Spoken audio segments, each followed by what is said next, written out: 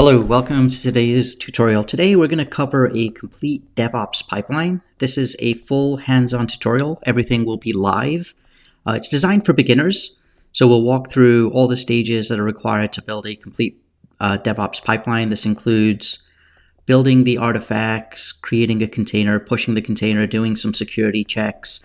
And with that said, let's actually walk through what it is we'll be doing. So the pipeline that we're building today is once a developer pushes their code into an SCM, in our case, we're going to be using GitHub, we'll push the code into an application repository.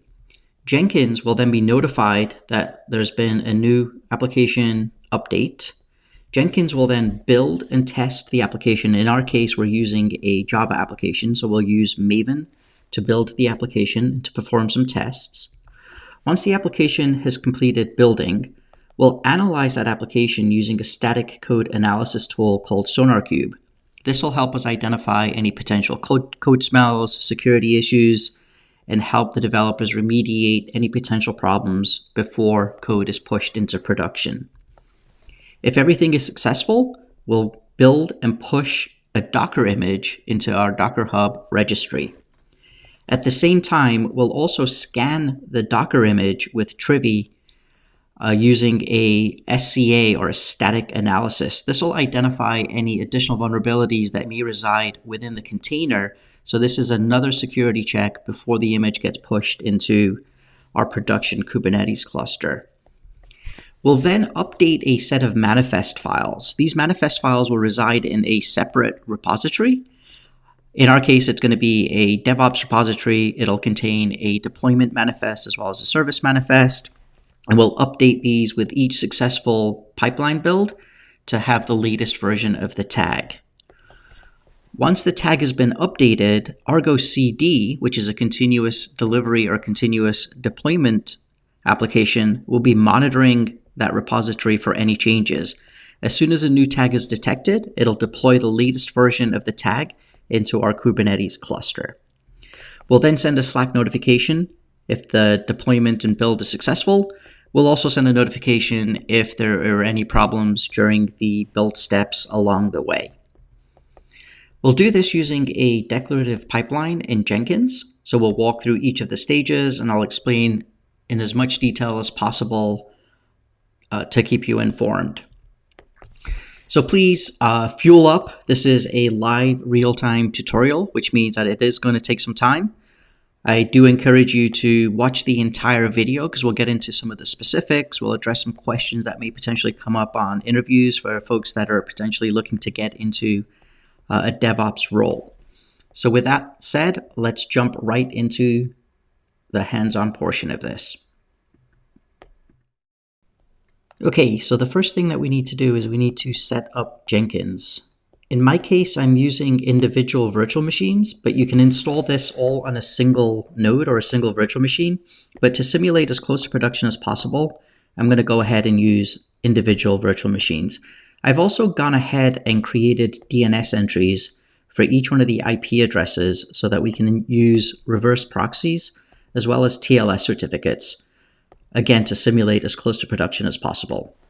So the first thing that we need to do is we need to sign into our first virtual machine where the Jenkins UI will reside and then become root.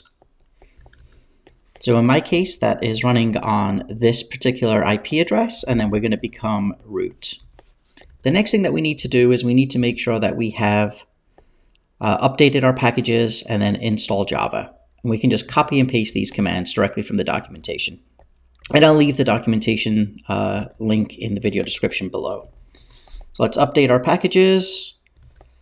Let's go ahead and install Java. Again, here you can use OpenJDK. I've chosen to use Adoption's Tamarin version 17. And you can copy and paste these commands, or please feel free to use OpenJDK if that's something that you prefer. So let's copy that command, paste that here, and then we'll go ahead and update and install Java. So as you can see, I've already installed this in the past, so it doesn't need to upgrade since it's already running the latest version. Next, what we need to do is we need to install Jenkins. So to do this, we're going to use the official repository from Jenkins directly, and we'll install the latest LTS of the long-term support version of Jenkins. So to do that, let's go ahead and configure our repository. So we can copy these commands here.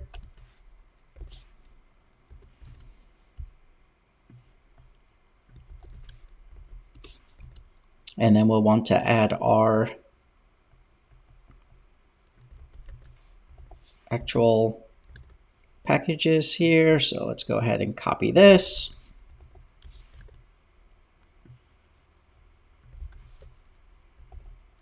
Okay, once we've done that, we'll want to update just to make sure that we can fetch the latest versions. And then we can go ahead and install Jenkins.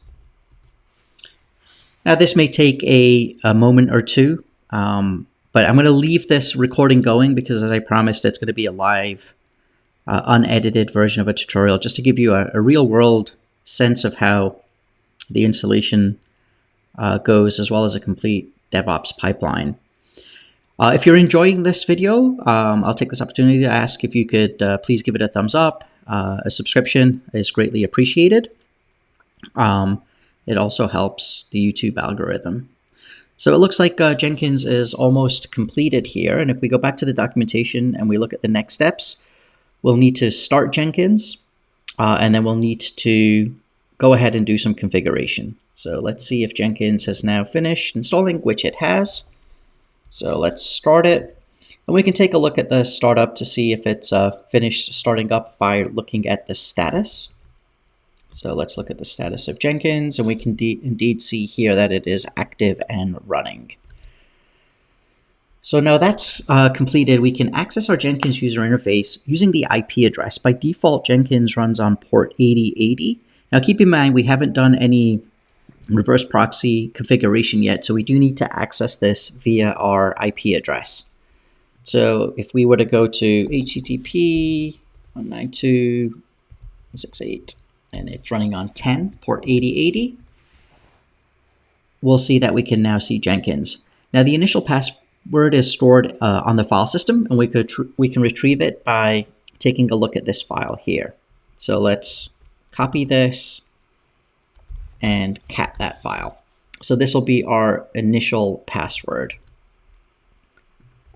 So let's add our initial password. And then we're just going to go ahead and install the suggested plugins. This may take a few moments to get installed. So what we can do in the meantime is we can proceed with the documentation to start installing Nginx and setting up our reverse proxy so we can access Jenkins through a domain name. So if we go back over to our documentation, we can see here that we have a guide that's specifically designed to help install the reverse proxy. So here what we need to do is we need to install Nginx. So let's go back to our terminal window and install Nginx. Once Nginx is installed, we'll be able to access our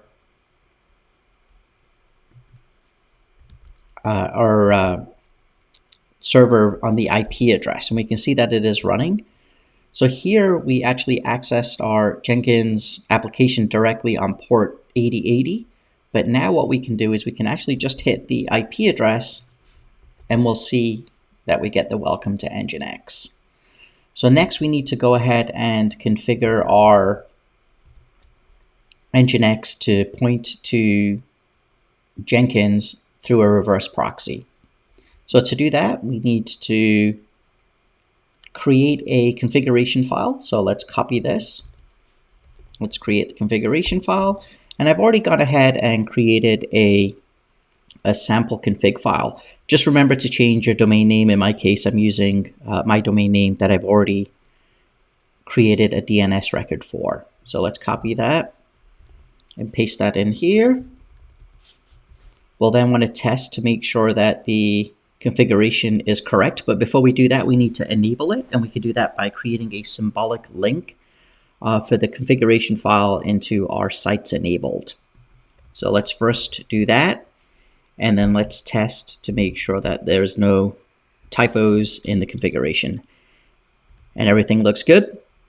So the next thing we need to do is we need to restart Jenkins. Perfect. So what this now means is if we go back into our browser window, we should be able to access the server using the domain name. So if we go to jenkins.dev.dman.cloud, and by default, it does try to redirect it to HTTPS. So let's make sure that we change that to HTTP. And we can see that it is indeed bringing us to our Jenkins installation as expected. So we're going to ignore this just for a second because we want to complete our setup. So if we head back over to the window where we had originally kicked off our plugin installation, we can see the plugins have finished installing and it's now asking us to create our first admin user. So let's go ahead and create an admin user. And be sure to set a secure password because we are going to be exposing this to the internet. So we want to make sure that the password is not easy to guess. And then we'll give it a email address. And then we can save and continue. So since we have already created a domain name that's mapped to our Jenkins, we can change this. By default, it's going to use what we had accessed this with originally. But in our case, we know that we're going to be using a domain name and we're also going to be using a certificate. So let's just get a head start on that and we can configure this to use HTTPS. And we know that it's going to be using the domain name of Jenkins, in our case, jenkins.dev.dman.cloud. Remember to include the trailing slash. So let's save and finish. So we can now hit start using Jenkins. But before we move any further, let's go ahead and add a certificate to secure our installation. So what I'll do is I'll close out these two windows and then we'll head back into the documentation. And there's a tutorial here which shows you how to configure Jenkins with TLS. Now, a lot of this work we've done by installing Nginx previously, so we can skip down to the section here where we need to install certbot. So let's copy that. Let's install certbot. And then we can skip the rest of this section because we've just confirmed that Nginx has been set up since we just did it a moment ago. And then we just need to go ahead and create a certificate. So you can use this command. Again, just make sure you use the domain name that you're using in your setup. So let's copy that. And then we will need to provide our email address and then accept the terms of services. We can say no to sharing our information. And then this will now go ahead and request and install our certificate into Nginx. This usually only takes about 10 to 15 seconds, depends on how busy the servers are. So we can see that it's already fetched the certificate, it's deployed it, and everything is now running. So if we go back to our browser, we can now, or we should be able to hit our Jenkins installation on our secure URL. And we can indeed. So you can see that we've now got the security lock or the padlock here, and we have a valid certificate. So let's sign in.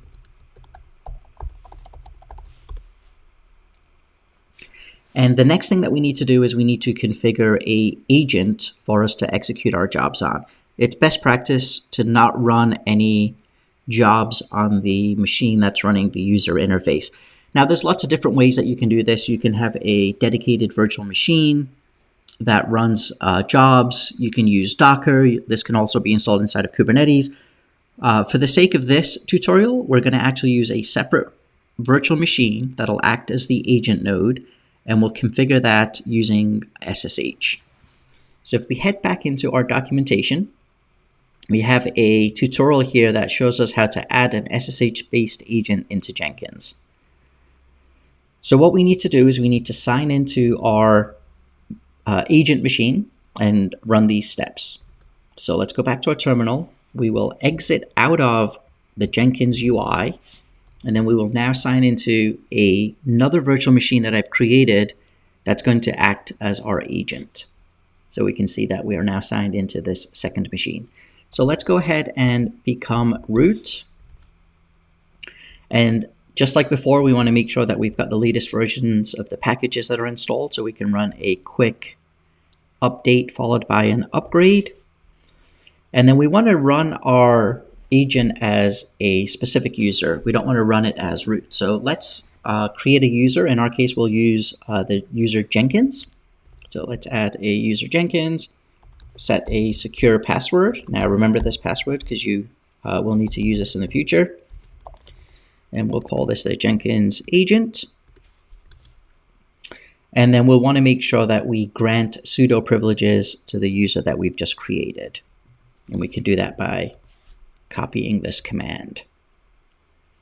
The next thing that we need to do is we need to install Java on this machine as well. So just like before, I've got the installation instructions here. This tutorial talks about Java 11, but we'll change that to use Java 17. But the steps are the same. So let's just copy the Adoptium repository and add that. And again, we are missing wget here. So let's install wget on this machine.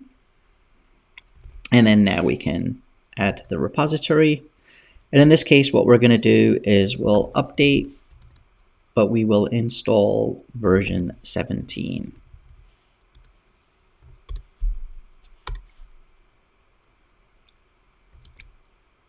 And once that's installed, since we're going to be building and pushing Docker containers, we'll want to make sure that we have Docker installed on this machine as well. So I do have instructions here. These instructions are actually for Ubuntu Linux. So what we'll do is let's just head over to Docker's official webpage and copy the commands to install Docker on Debian 11. So let's just search for this, and we get presented with the steps that we need to run here. So let's go through and copy these blocks of code.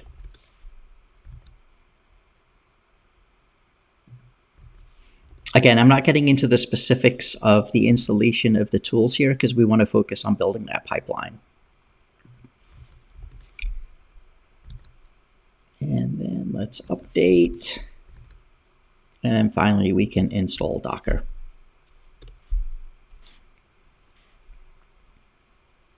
Now, once this is installed, we do want to make sure that we give privileges to the Jenkins user. And the way to do that is to make sure that we add the Jenkins user to the Docker group. If we scroll down to the bottom of this page, there's some post-installation steps.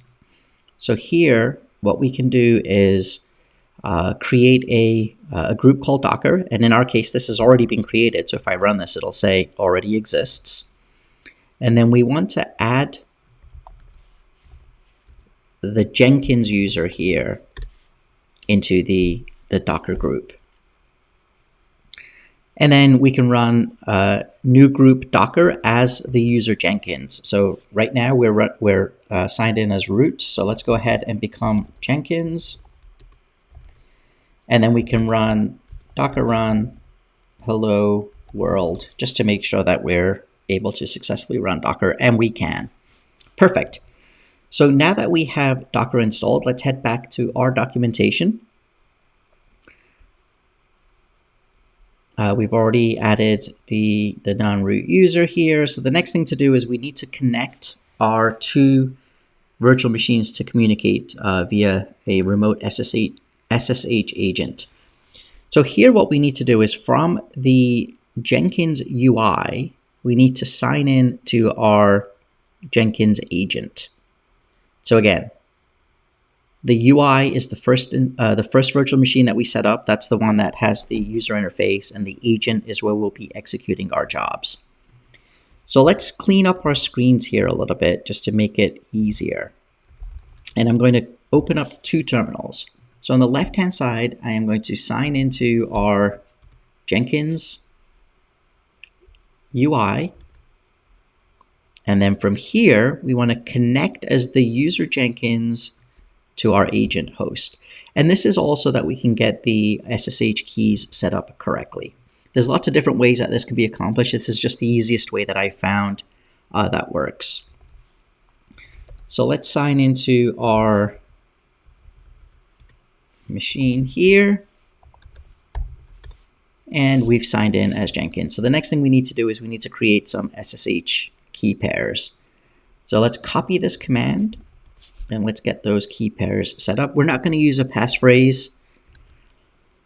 And we're going to change the permissions just to make them a little bit more secure.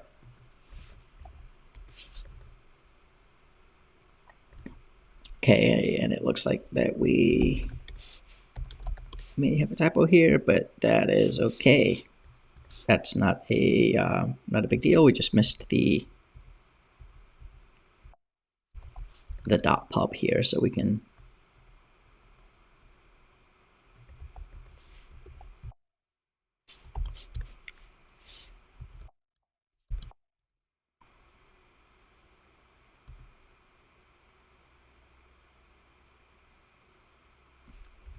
let's see why that is happening. Oh, it did actually change permissions. Okay, not quite sure what happened there. Anyway, so the next thing that we need to do is we need to take a copy of our private key. So let's cat the private key, and we'll need to keep note of this. Now, the other thing that I want to do is just to make sure that the SSH doesn't keep prompting us for the sign in on the first time. Let's go into our Jenkins agent, which is the one that will be connecting to the UI for it to run its jobs. So I know we're already signed in here. So what we can do is from this machine, let's SSH as the user Jenkins, but this time we're going to go back into the user interface virtual machine. So let's go ahead and sign in here. So this just ensures that we've gone ahead and created the known host, and I didn't set the a password yet. So we can go ahead and sign into this machine, and let's create a password for Jenkins. And we need to do that as root. So now that we've done that, we can log into that machine. Okay, perfect.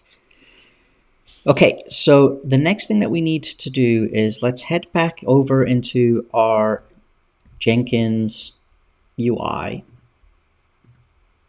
And we're going to manage Jenkins. And we're going to manage nodes and clouds. And the first thing that we'll do is we'll disable any executors from running on our user interface. So let's click on configure under this guy and make it 0. And then if we head back up to nodes, add a new node, and then let's give it a name. So let's call this Jenkins agent. We'll make this a permanent agent. And then the description is optional. We'll allow 2 concurrent executors to run at the same time. And here we need to specify the remote root directory. So we want this to be home Jenkins. We'll assign this a label of Jenkins agent. And again, keep in mind what you use here, because we'll use this in our pipeline upcoming here in just a little bit. We're going to use this node as much as possible. And we're going to actually connect via SSH. So here we need to specify the agent's IP address. So again, pick the IP address that matches what you have set up. In our case, it is running on .11. And we don't have any credentials. So here is where we need to add that private key. So let's click on Add Jenkins. And then we're going to choose SSH username with private key. And then we're going to call this our Jenkins agent key. We'll give it the same description. The username is Jenkins. And then we're going to enter that private key directly. So what we need to do is go back over and we need to copy this entire block that we had catted earlier. So let's copy this. And then let's paste that in here. There's no passphrase, so we can add. Now it's important to make sure you go back and actually select the key here. And everything else we can leave as default. So let's go ahead and hit save. And now this agent should be connected. So let's go into the agent and look at the log. And it looks like no known host was found. Okay, so this is what we were describing earlier. So we can see here that on our Jenkins UI, there's no known host file. So if we copy this, and this is good. This is why I wanted to do it live so we can troubleshoot some of these issues. So let's copy that. Let's go into our Jenkins UI and change into that directory. So we can see here, if we look at the logs, it's looking for a .ssh known hosts, and it doesn't exist. And the easiest way to create this is just to simply SSH from here as the user Jenkins into our agent node. So let's do that. And this will create the known host file for us. So now we can exit back out to our UI. And if we take a look at the listings, we now see a .ssh, and we can see this known hosts has been created. So if we go back into our UI, what we can do is we can just hit configure and then hit save and relaunch agent.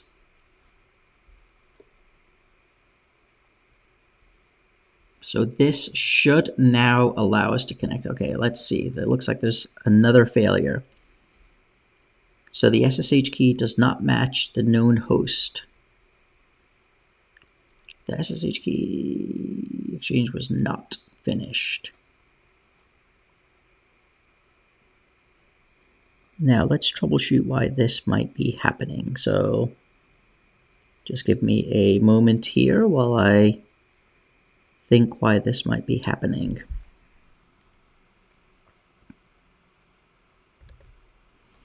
So let's go back over here again. Let's make sure that that known host is in here. Let's go into our agent machine. And actually, before we do that, let's just make sure we didn't miss a step in our documentation. So what we did, we forgot this step. This is a very important step. So we need to make sure that we add the public SSH key to the list of authorized hosts on that agent machine. So what we need to do is we need to cat the public key and add it to our authorized hosts. So let's copy this and let's go back into our agent host, which is here on the right-hand side. And then we can head into our SSH directory. And then here, we need to run this command. So now we can go back, take a look at our nodes. Let's go into our agent and launch that agent again. Okay, so now we can see that we've successfully connected and come online. Again, these are the types of things that will come up. Nothing will be perfect as you go through your DevOps journey. So it's good to be able to do some troubleshooting. So we've already identified one area where you could potentially run into issues, which is making sure that the agent and the user interface for Jenkins can communicate. Okay, so now that we've got that out of the way and we know that we can connect our agent, let's do a very quick test. Let's just make sure that we can execute a job. So let's just call this test. We'll create a pipeline job. And what we'll do here is we'll just use a hello world that's built into Jenkins here. And since we've disabled any executors on the UI and we've got this set to agent any, this should now run on our agent node. So let's just go ahead and save, build now. And we can see that it has successfully built. Perfect. So we now know that we can run our jobs on our agent node. So we can go ahead and clean this now up. So let's delete this. Okay, so the next thing that we need to do is we need to make sure that we configure our pipeline with a complete DevOps pipeline. So Let's go ahead and do that. So what I've done is I've created an application that you can use. I'll make the repos public after this demonstration, but just to show you how to use the credentials against private repos, it's private for right now. And the application is just a simple Java application that launches a very basic web page. So if we go back into our terminal, we can clean up these windows here. And then let's just go back to our local machine. And I've got a project created here. And you can clone this. So it's called Complete End-to-End Pipeline Production. This is on my Git repo here. And I'll make these links all available. So I've already gone ahead and cloned this. There's no Jenkins or pipelines that have been configured. But just to show you what this does, let's very quickly just run a build of this job. So if we do a clean install, and then we'll run the application from our local machine, which of course is not our ultimate goal. Our ultimate goal is to create this into a Docker container and publish it into Kubernetes. But let's take a look at what it is we're doing here. So we've built it, and then by default, Spring Boot will launch its application on localhost port 8080. So let's go back and take a look at what the application is. So here we can see this is just an HTML page that talks about the end-to-end DevOps pipeline. Perfect. So we know the application itself works. So now let's head back into our local machine. And here, what we can do is we can start building out that Jenkins file. So let's go ahead and create a Jenkins file. I'm going to be using Visual Studio Code. It's my editor of choice. Again, you can use anything that you're comfortable with. That could be Sublime. Maybe you're used to just using VI. In my case, I'm used to using Visual Studio. So let's open up this project from its current working directory. And then what we'll do is we'll create a new file at the root, and we'll call it Jenkins file. So let's create a new file. We'll call it Jenkins file. And then here what we need to do is we need to first set up our initial pipeline. So if we start with typing pipeline, I have a plugin installed that goes ahead and just creates a skeleton, but we'll walk through each one of these. So we'll remove some of these sections because we'll build them out as we go through the project. So we're going to eliminate this post section to start with. And then we'll remove some of the post sections that exist in the first stage here. So let's go ahead and remove that. And then what we need to now do is first set our agent. So if you remember, I told you to remember the label that was assigned to that agent. In our case, we had called it Jenkins agent. This needs to match the name of the label that you had created when we had set up Jenkins earlier. So the first thing that we need to do is we actually need to install a few tools. Since our application is based on Java, and we're going to build it using Maven, we need to install the Java and Maven tools for it to be able to build. So let's save this file for a second and head back over into our Jenkins UI. So from here, what we need to do is we need to install a couple of plugins. So let's head into Manage Jenkins. Under Manage Plugins, we want to search for Maven. And then here you can see that we're provided with a list of options. The two that we're going to use are Maven integration, as well as the Pipeline Maven integration. And then the next plugin that we need to search for is Java. So if we search for Java, we can see it might be a better one to search for. Actually, instead of searching for Java, let's search for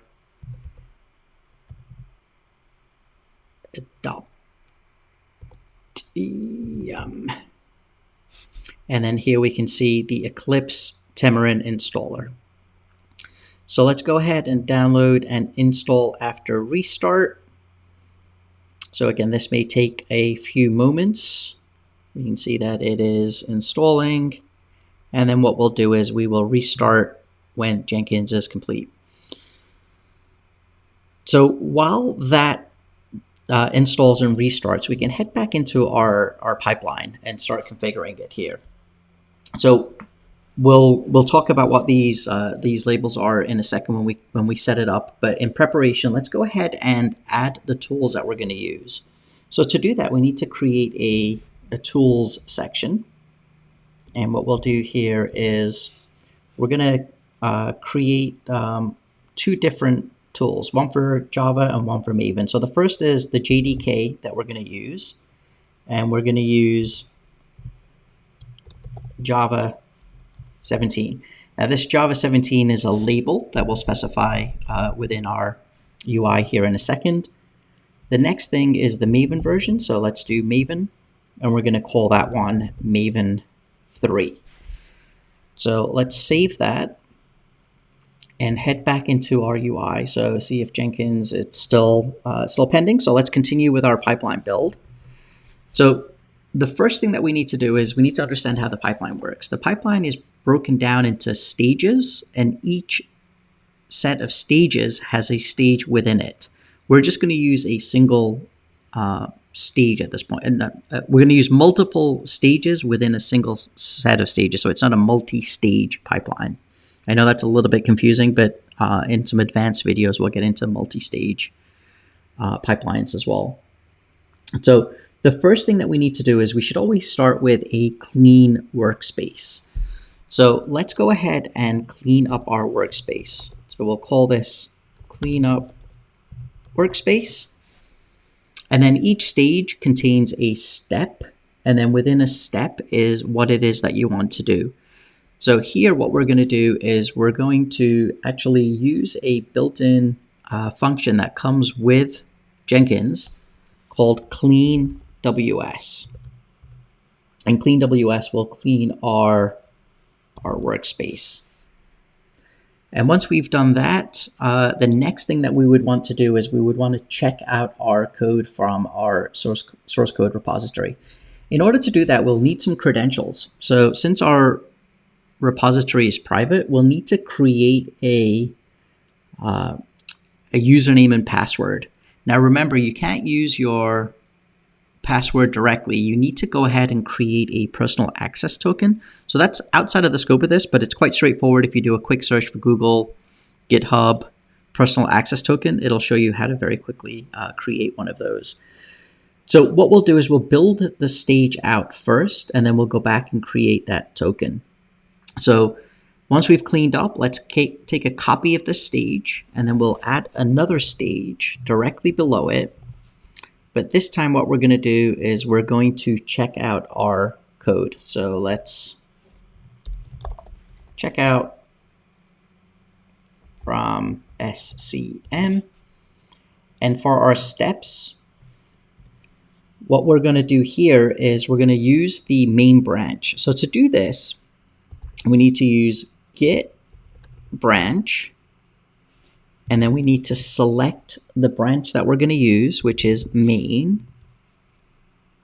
And then we need to use a credential helper. So to do that, you do credential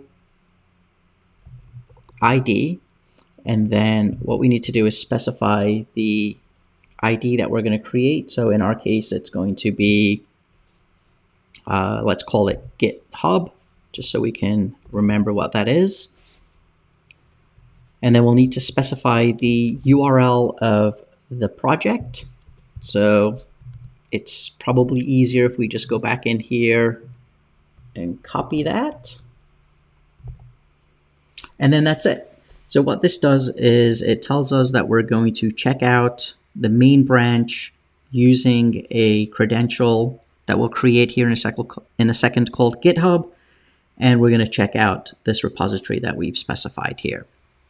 So let's save that, and let's see if our Jenkins is back. And Let's give this a refresh. And it looks like Jenkins is back. So let's sign back in again. Now, the first thing that we need to do is we need to configure the plugins that we just installed. So let's go back into Manage Jenkins. We'll head into Global Configuration Tools. And then let's search for Maven. So we actually want the second one here. And we need to add Maven. We'll give it a name. So this is the name that needs to match what we created in our pipeline here. So Maven 3. And then what we're going to do is we're going to install this from Apache, and you can select a specific version. We'll just go with the latest version of 3.9.1, and then we'll hit apply. And let's save that.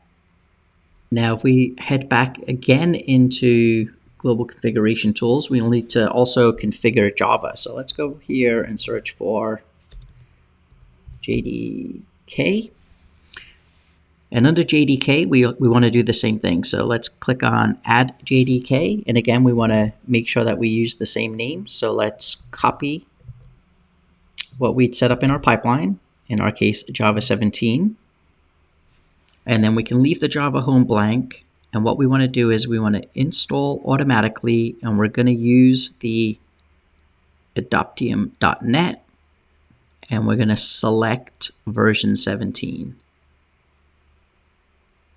And then we can hit apply and save. So now we've configured the tools that we're going to use. Now, there are other workarounds. Some people prefer to install Java and Maven directly onto their agents. This is just another option. I prefer to use this approach, but there is a lot of flexibility with how you can do this.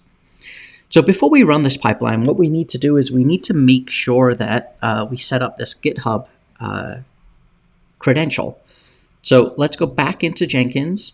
Let's go into Manage Credentials.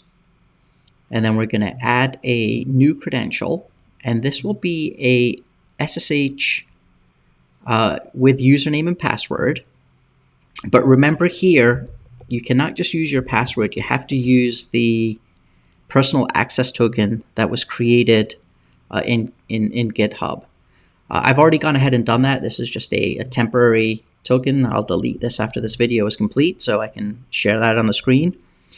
And then we're going to call this GitHub, which is what we referenced in our pipeline. So let's make sure we get the spelling correct here. And we'll match that description. So again, very quickly, make sure that you use a personal access token here and not the password, otherwise it will not work. So let's go ahead and create that. So we can see that that has now been created. So the next thing that we need to do is we need to set up an actual pipeline. So let's create a new pipeline. And what I like to do is I like to just name the pipeline the same as the application. Again, this can be anything that you would like it to be. But in our case, I'm going to just use the application name, or the GitHub repo in this case. And it's going to be a pipeline. We hit OK. There are a couple of things that we want to set up here just to make sure that we clean up after ourselves. So let's discard our old builds, and we only want to keep 2 of them. Again, in production, you may have some requirements that say that you need to keep a certain amount of builds, but since this is a tutorial, we're just going to create, or rather keep 2 days worth of builds. And then what we're going to do here is, for the pipeline, we're actually going to use our pipeline from our repository. And then here we can select Git. And then we now need to specify our repo URL or repository URL. So let's copy that and paste that in here. And you can see that it's going to complain that it's not authenticated. It doesn't support password as the authentication, but we've already created credentials using a personal access token. So let's go in here and select GitHub. And once we do that, we can see that everything is okay. Also, make sure that you match the correct branch. In our case, it is being pushed into the main branch. And then that's all you need to specify. We're going to call our file Jenkins files we created in our repository. So let's save and apply that. Now we need to commit that into our repository. So let's head back in. Let's add. And then what we need to do is commit. So we added our Jenkins file. Again, best practice is to make sure that you use messages that you can refer to in the future. It may make sense today, but if you come back and look at this code or you need to revert something in the future, it's always helpful for you to create messages that make sense. So now that we've done that, let's go ahead and push this up. And that should just take a moment. And once it's complete, we should be able to execute that pipeline. So let's head back into our Jenkins and let's build now. We can see that the build just started, and let's look at the console output so we can follow along. Okay, so it looks like we've got some typos in here. So this is great. So let's troubleshoot what's actually happening here. So it looks like we've got multiple instances of stages. Okay, so it looks like we've got some error in our pipeline. Let's go back and take a look. And indeed, we can see what's happened here, right? So what we've done is when I copied the previous stage for the checkout of the SCM, I copied the full block. So what we want to actually do is we need to nest our stages inside of stage. We need to nest our stage inside of stages. So in order to fix that, let's go ahead and let's remove this. And then we're going to remove this guy as well. So now we can see that this stage completes here. And this one matches correctly. And then this one matches. So we should now be good. So the first thing we'll do is we'll clean up our workspace. And then our second stage will be to check out our branch. So let's make sure that this works. Let's save. Let's add. Commit.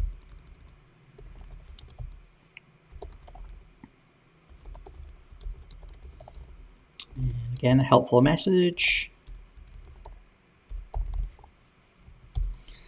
Let's push.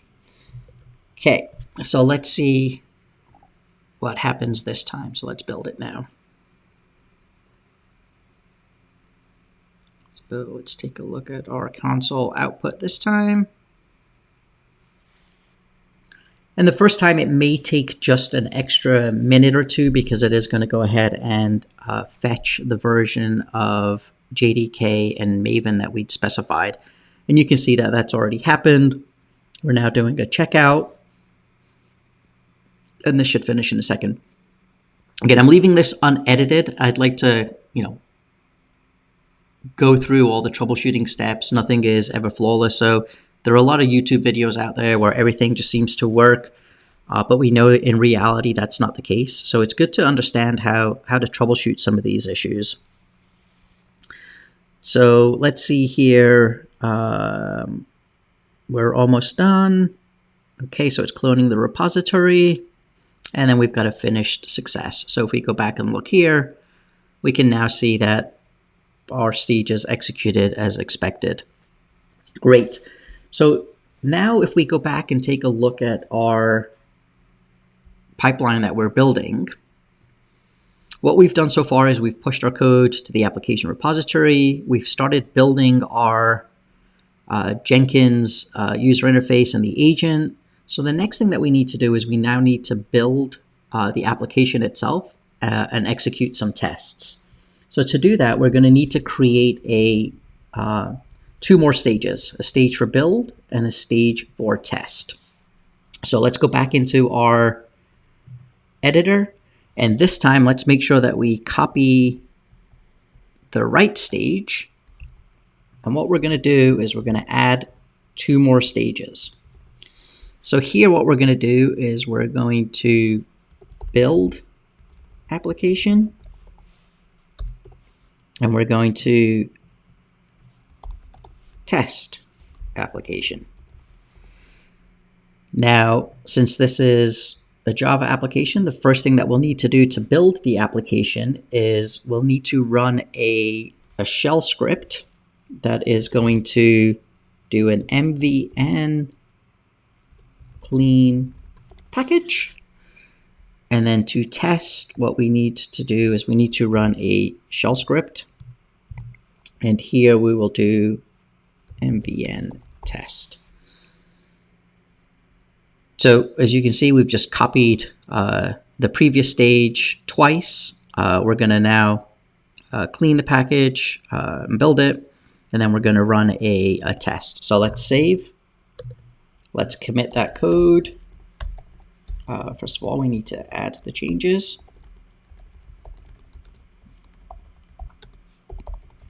So we added our build and test stage. And then let's push that back up again. Okay, so now we should be able to run this pipeline again by hitting build now. We can see that the job has started. Let's follow along inside of the console. Again, it's completely normal for there to be problems arise as you're going through building out your pipeline. The important thing is to learn from your troubleshooting steps. So the next time that you do it, you have a sense of what you did wrong the first time, and you'll probably make the same mistake over and over again, but it'll cut down on the amount of time that it takes for you to troubleshoot. So here you can see that it is now running its tests and it has finished. So if we go back and take a look, we can see the two new stages that were introduced. So we've built the application and we've tested the application. Great, so now we're making some progress. And what is the next thing that we need to do? So the next thing that we need to do in our pipeline is we've now successfully built and tested. We want to do some static code analysis. And we're going to use a tool called SonarQube to do this. So let's go ahead and set up SonarQube. I actually have a tutorial here that walks us through how to set up SonarQube.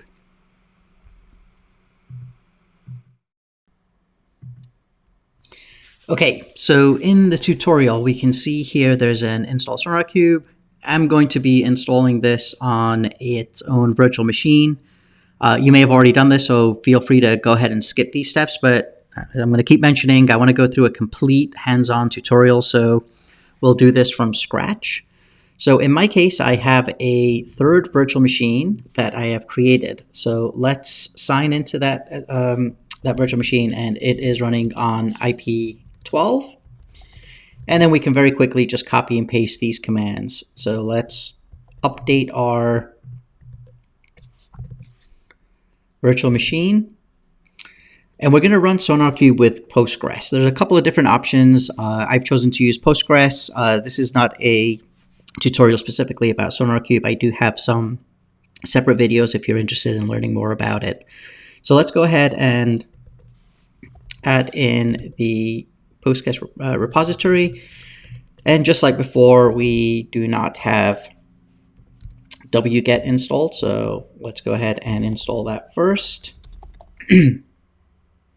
Okay, so now that that's installed, we should be able to run through these commands. So we're going to go ahead and update and install Postgres, and we'll enable it.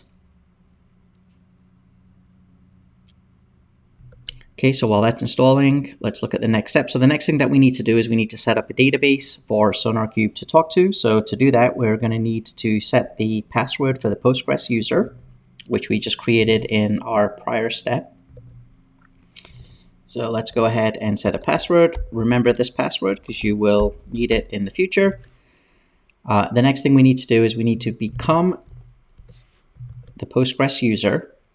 And then now we're going to set up the actual database itself. So first, let's create the user. And then we're going to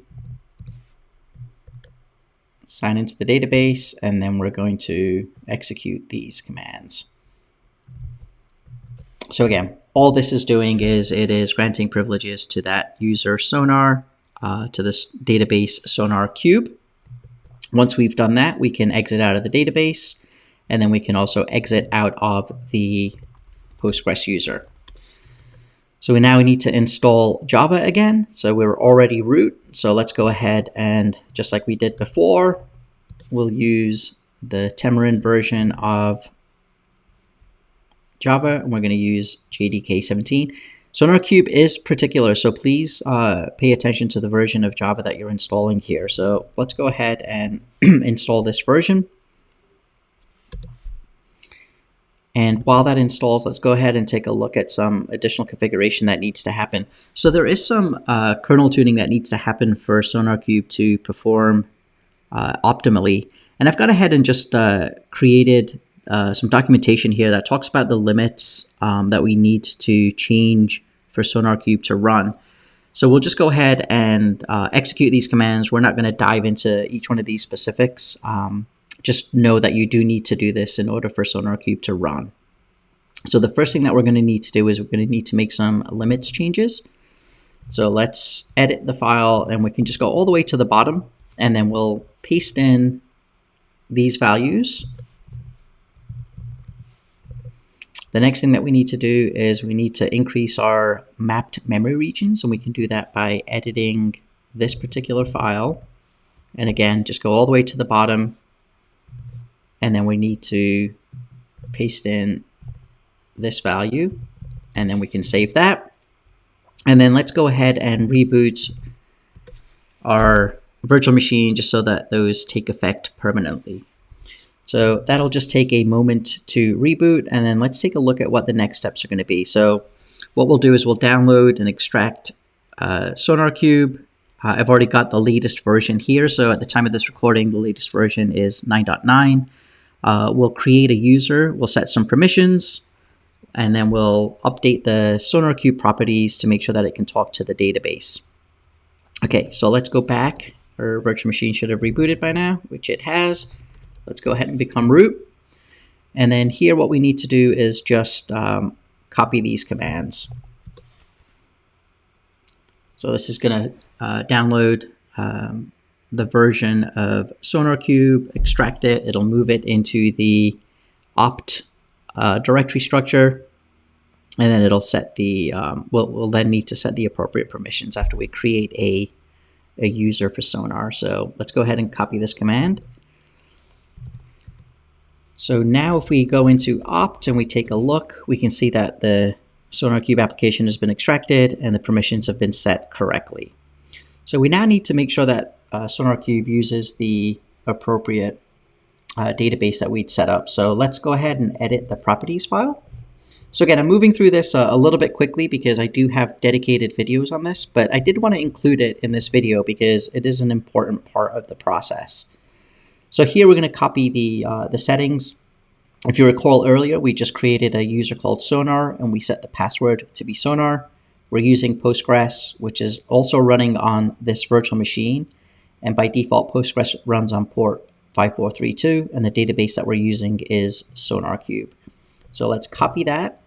We want to find the section here where it says database, and then we can either uncomment and fill in the username and password, or you can just copy and paste the configuration from the documentation. So let's do that.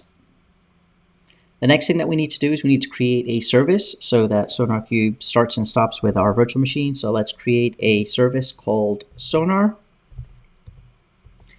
And again, I've already gone ahead and created the values that you need to use here. So let's copy this. Let's paste those values. And then we just need to simply start Sonar. We'll enable it, and then we'll check on the status. So let's go ahead and do that. So you can see that it is started, we've enabled it, and we can see that SonarQube service is now actively running. Now, just because it's actively running doesn't mean that it's fully online yet. We can take a look at that by watching the log files. So the log files are written into the opt SonarQube logs directory. So let's take a look at the logs here, and we can tail along and we can see that it looks like it is still coming up. So SonarQube by default runs on port 9000. So what we can do is we can now go over to our browser and go to the IP address of the virtual machine and access port 9000. And you can see that SonarQube is up and all systems are operational. So let's go ahead and click on, let's change that and actually go back in again. This time it'll prompt us for our username and password. So by default, the username and password is admin and password.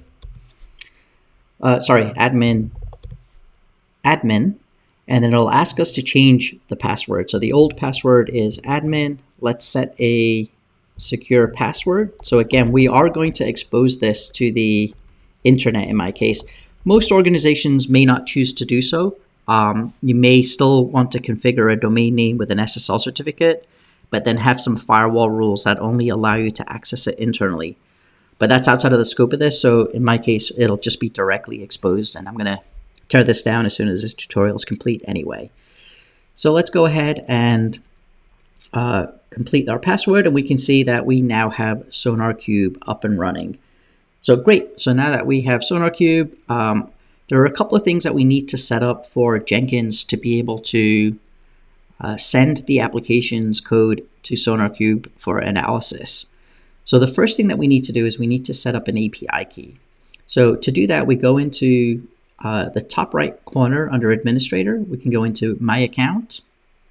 We can go into Security, and then Generate a Token. So create a token that's friendly here. But before we do that, let's go ahead and actually set up a reverse proxy so that we can access this through a domain name, through a secure URL. And if we head back into the documentation, you can see I've got that laid out here. It's an optional step, but you will want to do this, especially if you want to use a webhook in the future where it doesn't really like you to use the same machine for the webhook.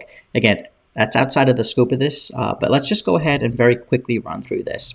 It will just take a few seconds. So we're going to install Nginx. We're going to create a config file. And I've already gone ahead and created the config file that's necessary. So this is really just proxying all requests that come in to localhost port 9000, and it's going to listen on this domain. So please make sure you update the domain name. Whoops. Let's write and save that. We want to then create a symbolic link to make sure that it's enabled. We'll test the configuration, and if all looks good, we can restart Nginx. So it looks like everything is good. Let's restart Nginx. And now we should be able to hit our SonarQube installation on HTTP without needing to go to a port, and we can see that we need to do that, but it's not secure. So let's go ahead and quickly install a certificate. To do that, we need to install certbot again, so we can copy the command, and then we just need to create our certificate again. For the domain, make sure that you choose a domain that matches one that you have configured within your environment. So let's do that. We will need to enter our email address again. Accept the services. We can say no to sending our data. And then in just a moment, you will see that it will return the certificate, install it into Nginx, and then we should have a secure access into our SonarQube setup. So we can see that it's cleaning up the challenges, deployed the certificate, and everything now looks good. So if we head back, and then this time what we'll do is let's close this tab, and let's go to HTTPS, and we can see that SonarQube is now running on a secure port. So let's sign in with our new password that we had set. And then let's get back to creating that API key. So as I was explaining earlier, to do that, we go into the administrator's account. So in the top right, My Account, Security, Generate a Token. Give it a friendly name so that you can recognize it. We'll call this the name of our Jenkins server. So you can select the token type. In our case, we'll go ahead and just use a global analysis token, and we'll set this to no expiration. and generate that token. Now it's important, this token is only shown once. So if you leave this page, this token will disappear. So let's go ahead and copy that token. We'll store that token in a notepad for now. And then we'll create a secret. So let's head back into Jenkins. Let's go into Dashboard, Manage Jenkins. We want to manage credentials. And then let's add a credential. And this time we're going to create a secret text.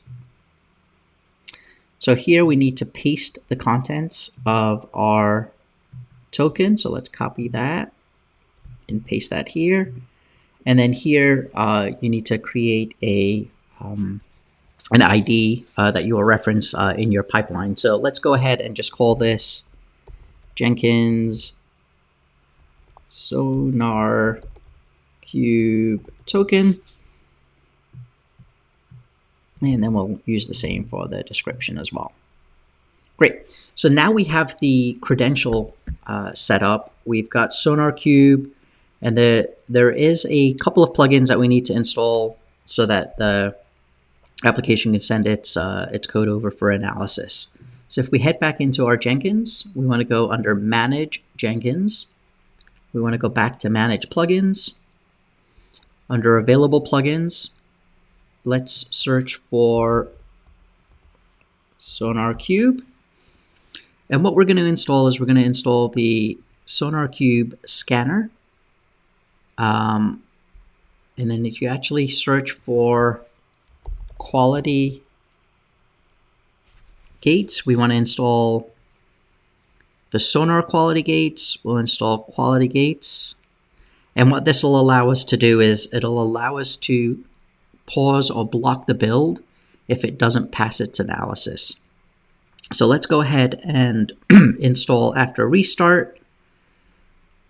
So this should just take another few moments. So while that's happening, let's go ahead and start setting up our pipeline. So we can see that everything is downloaded. Let's restart Jenkins and then go back into our pipeline and add an additional stage for the Sonar Cube analysis. So once we've tested the application, the next thing that we need to do is create a new stage. So we can just simply copy this stage block. Let's paste that here. And then we can call this something that's recognizable. So in our case, we'll just say Sonar Cube analysis. And then in order to do this, we need to make sure that we use Sonar Cube with its credentials. And then there's a Maven command that allows us to run the tests. So the command to run is very simple. It's just mvn sonar:sonar. But right now it's not passing any credentials, so this will fail. So what we need to do is we need to make sure that we do this with credentials. So let's go ahead and create another line here that reads with Sonar Cube env. And this reminds me, we do need to set up Sonar Cube, so we'll do that here in a second. And then we need to do credentials ID, and then we need to specify the token, which we called Jenkins Sonar Cube token. Okay, so that looks good. And then we do need to add an additional curly bracket here, which we need to close here. So let's indent this to get the spacing correct. So, and I always like to make sure that we've got the appropriate amount of open and close brackets. So if we click here in Visual Studio Code, you can see that this closes the entire stage. This wraps around the steps. and this wraps around the environment variable. So let's take another quick look here just to make sure I don't have any spelling mistakes. So it's with SonarQube env credentials ID, and that is the correct token that we are using. Okay, perfect. So let's save that. And Jenkins has restarted, so let's sign back in. So we installed the plugin, but we didn't configure it. So let's go back into Manage Jenkins. Let's go into Configure System. And I always forget, it may be under Global Configuration Tool, but let's take a look. Let's search for, oh, it is under Configure System, so that's great. Okay, so under SonarQube servers, it's very important that we check environment variables, and then we need to add a scanner. So let's go in here and give this a name. So let's call this SonarQube scanner. So this will download the actual scanner binary. And then we need to specify the URL for our SonarQube system. So in our case, since we used a reverse proxy, we can copy this URL. Now in your case, you may have chosen not to do that. So in that case, make sure that you specify either the IP address or localhost followed by the port. Now we had already set up this authentication token. So if we select the dropdown, we can use the authentication token and we can hit apply. Okay, now there is one more. So that I misspoke. That was setting up the actual scanner. So if we now go back into Manage Jenkins and we go into Global Configuration Tool, let's also search for Sonar here. So here we do need to install the scanner. So before we were just setting up the location of Sonar. So here what we need to do is we need to add SonarQube. We can call this SonarQube scanner, and we'll just call it latest. We're going to install it from Maven since we're going to use the mvn command to execute this, and then we can apply, save. Now these are just warnings. There's nothing that we can do about them. It does tell us that some credentials may be transmitted in plain text. If you don't like seeing these, we can remove them. Since this is a complete DevOps pipeline, I may as well go ahead and show you how to do that. So here you can go ahead and just click on configure which warnings are shown. It'll redirect you to this page. And then if we scroll down just a little bit here, it'll ask us under hidden security warnings, which warnings we want to be notified about. So I'm okay to accept these. Again, this is personal preference. I just don't like to see the big red on the screen. But certainly before you do that, I would encourage you to read the security advisories to understand what it is that's happening here. But let's save and apply. And that should take care of the warning messages for us. So if we take a look at that pipeline one more time, we're now going to tell it to do the analysis. We've got the right credentials, hopefully. So let's go ahead and commit this and give it a test. So what we need to do is we need to go back to our machine where our source code is, which is here. So let's add, let's commit.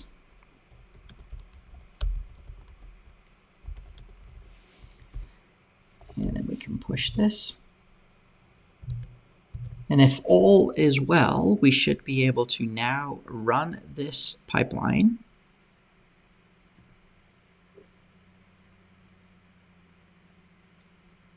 And monitor the console output. And it looks like we made a typo here. So credentials ID. So I think that is a typo. So let's go back and take a look here. What did we do here? So if we line 40, okay, so let's take a look. with Sonar QBMV credential.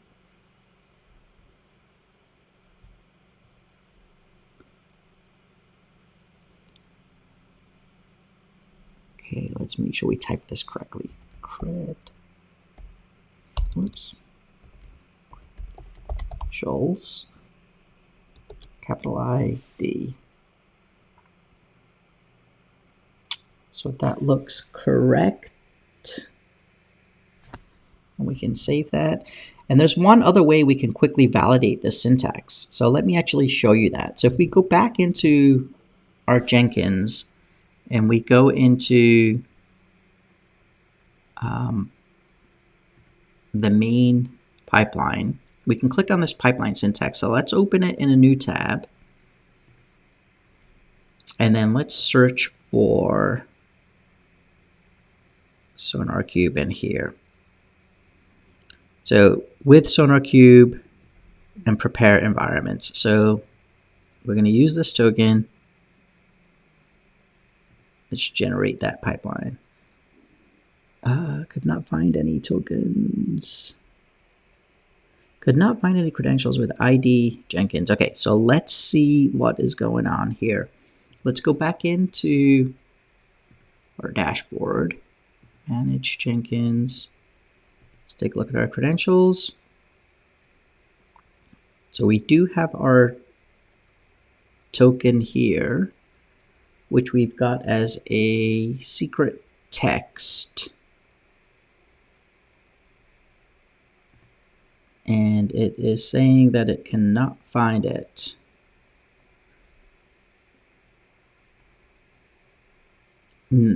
Okay, so let's troubleshoot what's happening here. Before we do that, let's actually just copy the generated pipeline. Make sure that we didn't make a spelling mistake. So let's go into Visual Studio Code here.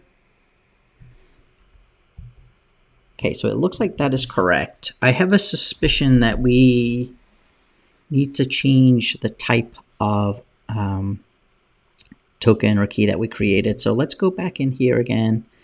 And it says that it cannot find any credentials. So if we now go back, let's delete this token, or this credential rather. And then what we can do is let's go back under credentials. Let's add a new credential. And let's use a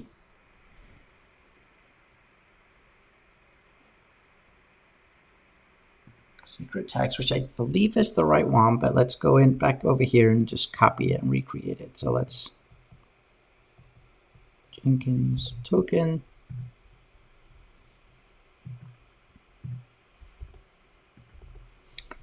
And then we still have this here, luckily, and we also did copy and paste it, so we did have that saved. But let's go ahead and recreate that secret and see what's going on here. So if we go back into our pipeline token, let's just remove that for a second. Let's now select. Okay, so I'm not sure why it's giving us that warning, but let's go ahead and try to run our pipeline again. So let's go back into Manage Jenkins, sorry, Dashboard, Pipeline, let's build it now. And these are some of the troubleshooting steps that you'll end up having to go through. And we can see here that it's already failed again. So let's take a look a little bit more closely at that message.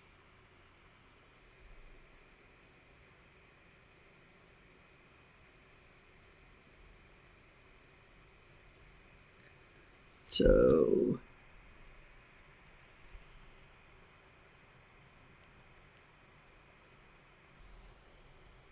and we did create that key.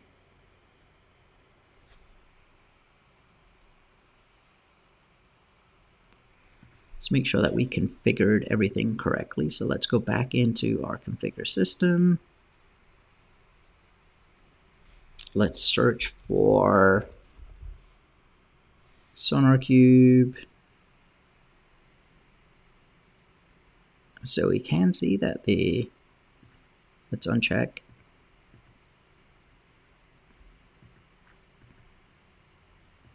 Okay, so we know that that is correct. We have this checked. You don't need to specify any additional arguments.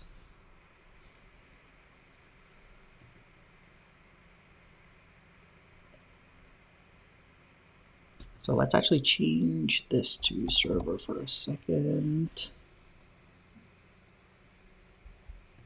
This should not make a difference, but we're just troubleshooting what's happening here. So let's go back into global tool configuration. Let's look for SonarQube. And we do see that that is correct. Let's change this name to scanner.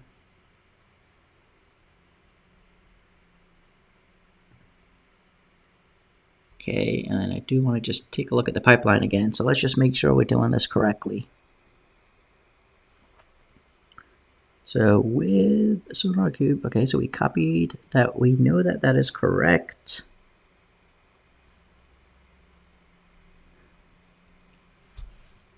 Let's make sure there was no difference there. Okay, so there was. So let's add. Let's commit and push. And let's go and rebuild that. There could have been a typo that I just did not see when I copy and paste it. So let's go ahead and build it again.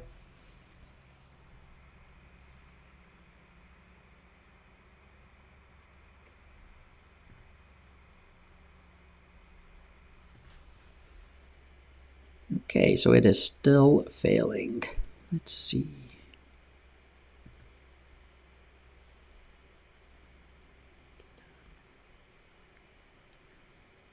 Multiple compilation errors.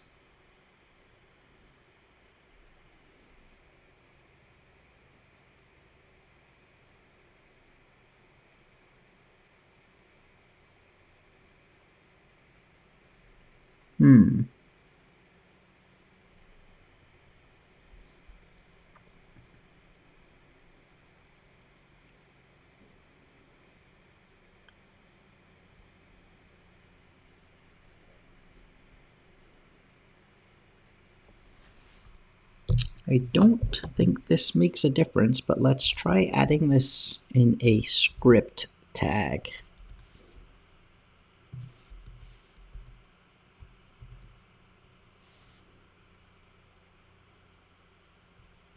So let's make sure we close these correctly. We've got that one. That's correct. And we'll tab these out. So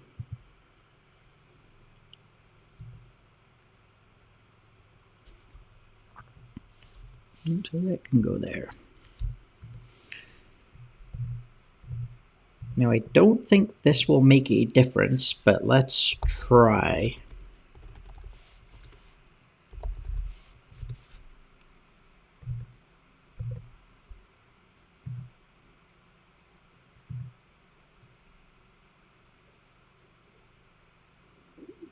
Okay, I think that was it. So I think since we're adding multiple lines inside of our Jenkins file, we need to wrap it inside of a script. So that's an important lesson. So again, troubleshooting as we're doing this live, we found out that we need to wrap this inside of a script. So let's see if that actually now completes to succession. So it looks like it is testing the application. We're running through the SonarQube analysis now. And then hopefully this will finish in just a few moments. And since we know the token is correct, let's go back to our main SonarQube page. And once this finishes, it should now post the results into our SonarQube, which it has done. And we can see here that has passed. Okay, all right. So again, like I said, I'm doing this live, no editing. So I'll keep this all in the video so you can hopefully learn from some of the mistakes or some of the oversights that I've been making here. Okay, great. So let's go back and continue. So if we go back and look, we've done our static code analysis, but we haven't introduced a quality gate. So let's go ahead and introduce a quality gate. What that means is if the project doesn't pass, we can block the deployment. In order to do that, you do need to have a webhook that can respond back to Jenkins. To do that, we need to set up our webhook. So let's go into administration. Let's go into, actually it's right under configuration, webhooks. There's no webhook defined, so let's create one. We'll give it a name, and then the URL that we need to pass back. So here it's important. So in our case, this is where our Jenkins is installed. And then you need to add SonarQube-webhook, and it's very important that you include the trailing slash. We're not going to use any secrets. So let's go ahead and create that webhook. Now we can go back into our Jenkins file, and let's add an additional stage. So let's make sure we copy the previous stage. And then here what we can do is we can add a quality gate.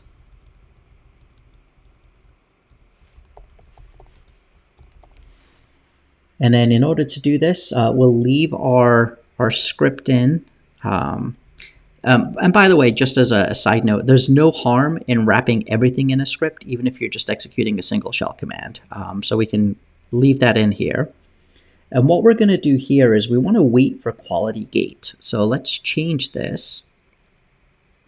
And we don't need that additional bracket. So, but here what we're going to do is we're going to wait for quality gate. And then we want to abort the pipeline is false. So we'll continue. It'll just report back in our case. We're going to use the credentials that we had specified earlier. So let's go ahead and just copy the same credentials. Now there are some additional options in here. So again, we're not going to abort the pipeline. We're just going to report back the status. So let's just very quickly take a look at this. So we're going to wait for quality gate. We're going to not abort the pipeline. Our credential is as specified.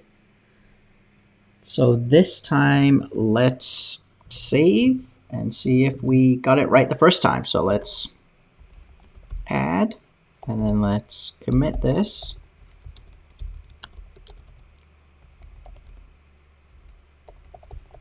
So we'll add the quality gate check. Let's push that code. And then let's build this again. So hopefully you guys are learning or finding this useful. We are building a complete pipeline, so apologies for this being a long video, but you certainly can pause this and come back to it at a later point if it's getting a little bit long. But I do want to make sure that I keep all the troubleshooting as part of this video, because I think a lot of people will find this useful. All right, so let's watch our pipeline. So it's going through its SonarQube analysis. And we can see it's now doing a quality gate. And as you can see, it has passed.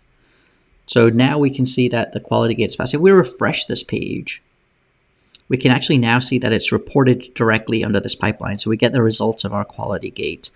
Now, if we didn't create that webhook, what would have happened is it would have just hung or stayed on that stage because it would have been waiting for a response to come back from SonarQube. So it's very important to make sure that that webhook is configured. If you do find that your pipeline is hanging or appears to be stuck, that could be one of the reasons why. Great. So now let's go back and take a look at our pipeline here. So we've already gone through, we've built and test, we've done our SonarQube, we've introduced our pipeline. The next thing that we want to do is we want to now build and push our Docker container. So in order to do that, let's go ahead and install some plugins. Okay, so let's head back into Jenkins, and under Manage Jenkins, we want to install some plugins that'll help us build and push our Docker container. So under Available Plugins, we want to search for Docker, and here we're going to select a few plugins. So we're going to select Docker, Docker Commons, Docker Pipeline, Docker API, Docker build step, and then finally the Docker build and push. So let's download and install after restart. So we can go ahead and check this, and while the plugins install, let's go ahead and start preparing our pipeline. So if we head back into our Visual Studio Code, there are a few environment variables that we're going to use to help us build the container. And these are, again, some best practices. Organizations may vary, but I like to set this up so that we can have an appropriate way to version and tag our applications. So the first thing that we'll do is let's go ahead and introduce some environment variables. So under the Tools section, what we want to do is let's go ahead and add some environments. And what we're going to do is there are a few that we're going to add. So the first is we'll create a variable called app name, and we're going to set the app name equal to the application name that we're building. So in our case, I'm going to just use this here, which is the name of the Git repository or the application itself. So we'll call our application Complete Production End-to-End Pipeline. We'll also create a release, and we'll use this in the Docker build stage here, as you'll see in a second. So let's start this with version 1.0.0, and then we'll append the tags to this release version. We can then set our Docker user. So again, make sure that you change this to match your Docker Hub username. So in my case, I am going to use my Docker username, and then we can set a Docker password. We'll just call it Docker pass to make it a little bit shorter. In this case, what we'll do is we're going to actually create this as a secret because we don't want to leave this in our public repo. So here, what I'm going to do is I'm going to say that the Docker pass environment variable is equal to a secret that is called Docker Hub, and we'll set that up here in a second. Next, what we'll do is we'll create a format for our image name. So let's say our image name is going to follow a specific pattern. So what we'll do here is we'll say that the image name is going to be our Docker username. So in this case, it'll be Docker user. So to do that, what we need to do is we need to specify it inside of these curly parentheses. So Docker user. And then it'll also be the Docker user. So in this case, that'll be daemon cloud, as you can see here. And then we're going to add a slash, which is the format that's required by Docker Hub. And then we're going to add the app name. So to do that, we do just like we did before. So we'll do $, and then inside of the curly parentheses, it's the app _ name. So our image name should be, in this case, Docker user, which is daemon cloud / and then the app name, which will be this.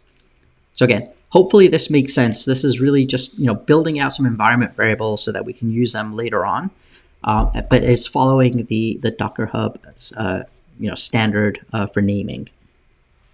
And then the next thing that we need to do is we need to create an image tag. So this image tag will be changing later on once we update it inside of our second pipeline.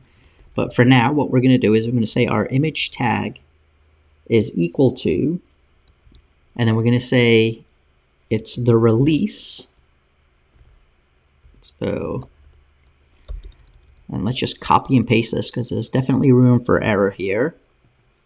So it's going to be the release followed by the build number. Now the build number is something that is a Jenkins environment variable. So for example, build 1, 2, 3, 4, 5, and you can see that here if we just very quickly jump in, and I can show you what the build number is. Again, I just want to be very thorough so you have a full understanding of what is happening. So once we go into the pipeline here, our build number are these build numbers. So in our case, when we create our image tag, it's going to be our release, which will be 1.0.0, and then dash, and then the build number. And then we want to make sure that we put that inside of quotes. So let me just double check that syntax to make sure that there's no mistakes, and I'm sure that there probably will be. So let's see, release. Okay, so that does look good. Let's make sure that we've got our parentheses closed correctly here. So it looks like there's a mismatch. So let's figure out what's happening here. So we know that that one's correct. That's correct. That looks good. And we do not need that double quote there. So now we can see that everything lines up as expected. And I wouldn't be surprised if there's some problems here, but let's go through it and we'll troubleshoot if anything comes up. Okay, so now that we've defined some of our environment variables, let's go ahead and create our Docker image and then push it up into GitHub. Into Docker Hub itself. But before we do that, let's save this, and we do need to create a token before we forget. So let's go ahead and go into Manage Jenkins, Manage Credentials, and then this time we'll add a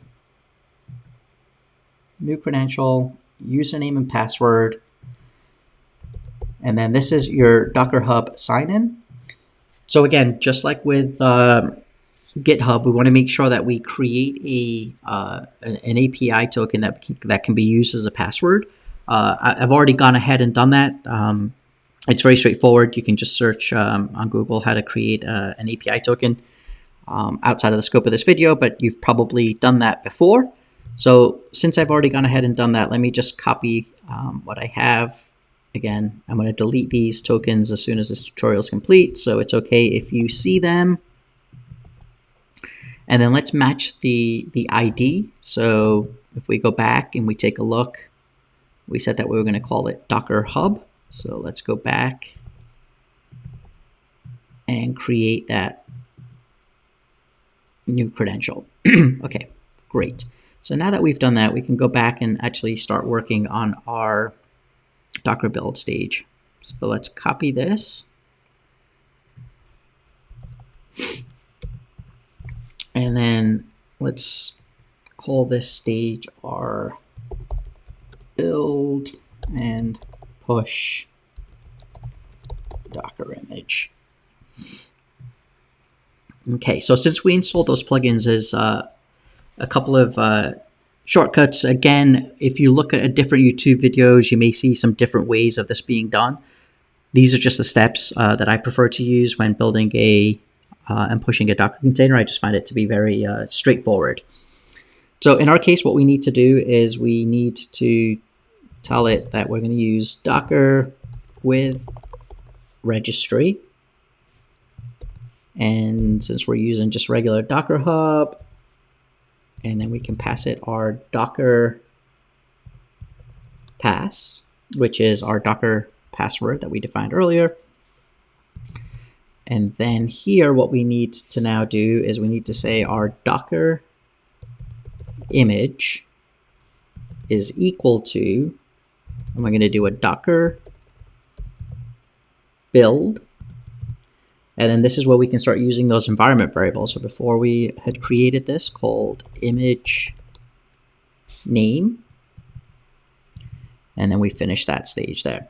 So once that's finished, the next thing that we need to do is to push it. So let's go ahead and create another Docker with registry, and I'm making sure that I get these the spelling correct here. And then what we need to do is again use our Docker pass, which is an environment variable that we had defined earlier. And then this time what we're going to do is we're going to do a Docker image push, because this time we want to push it, and we want to push it with the tag that we had generated. So let's go with image underscore tag. And we need, I think we're missing some quotes here. So this needs to be wrapped inside of double quotes. Okay. So let me just take a quick look at that again. So we are going to push it and the image tag. So I think I've got my quotes in the right place. So this will push it with the image tag that we're generating based on what we used in our environment variables before. But you may also want to just retag the latest build as the latest tag. So you can do that by simply doing a Docker image push, and then you can just tag this with latest as well.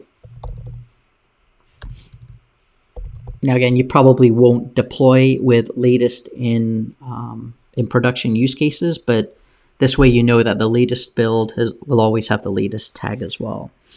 So give that one quick look through. Everything seems to be okay, but if not, we will troubleshoot. So let's save that. Let's go ahead and commit.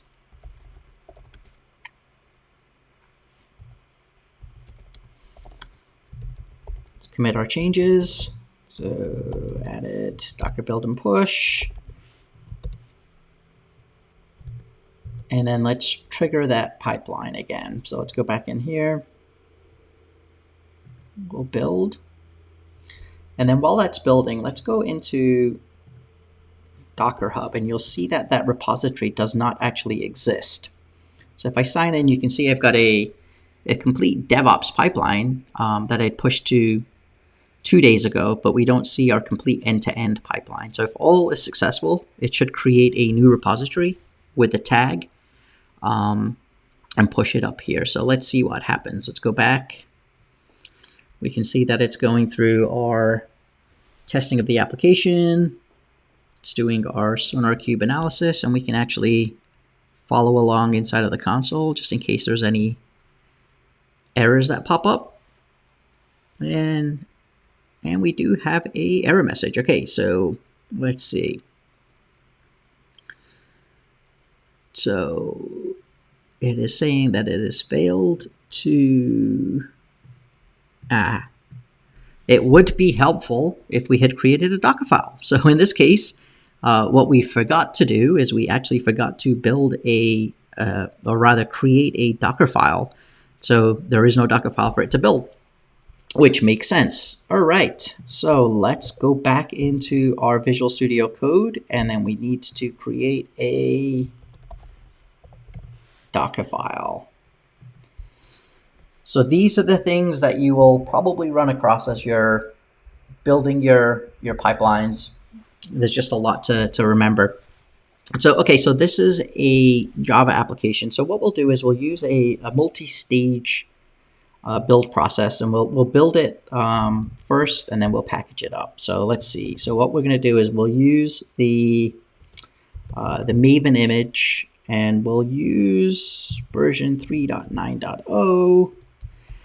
Again, you probably want to check with your developers to see if there's any specific versions that they want to use. Since this is just a quick example, we'll just use the 3.9.0, and what we'll do is we'll just go ahead and use the Tamarin 17 And we'll do this, since we're going to do multi-stage, as build. Again, I'm not getting into the specifics of the actual Docker file here. If that is something that you're interested in learning more about in detail, I'm more than happy to create some additional content. So please just leave a comment below and I'll certainly help you with that. So here we're going to set our work directory to app, and then we're going to copy everything into that working directory. And then we're just going to do a simple MVN. And then this time we'll do a clean install. So that'll build our package. And then the second stage, what we want to do is let's again use our Eclipse. We'll use the Tamarin. And I'm hoping I could just autocomplete here, but it's not Tamarin.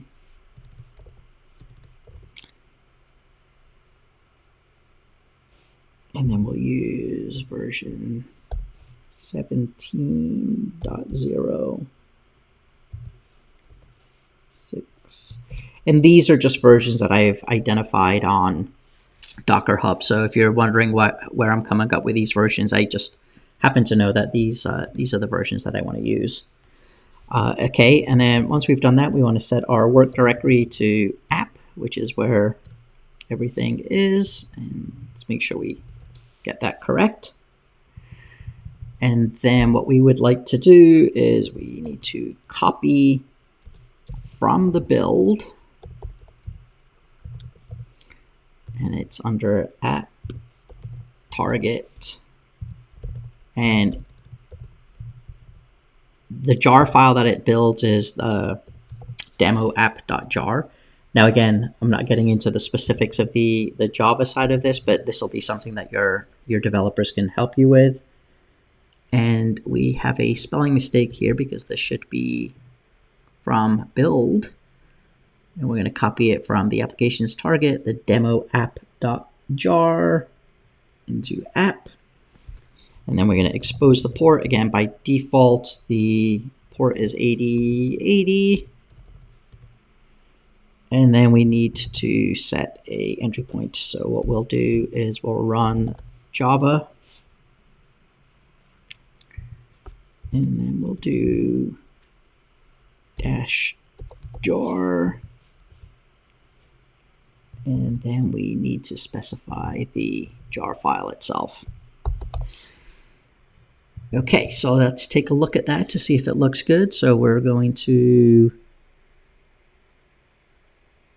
execute the build. Okay, that looks good. But again, if there are any issues, we'll troubleshoot it live here. So let's go ahead and save that.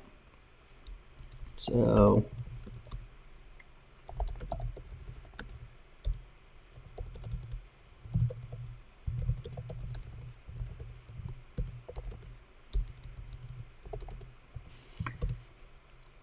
okay, so let's see what happens if we run that build now. Okay, so let's follow along in the console.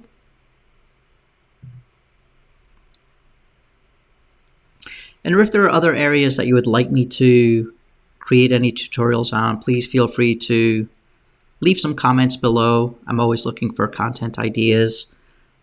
I did have a lot of requests for this particular tutorial to go through an end-to-end DevOps pipeline. So more than happy to create any additional content that you may feel is valuable. All right, so it looks like we're going through our Docker build stage here.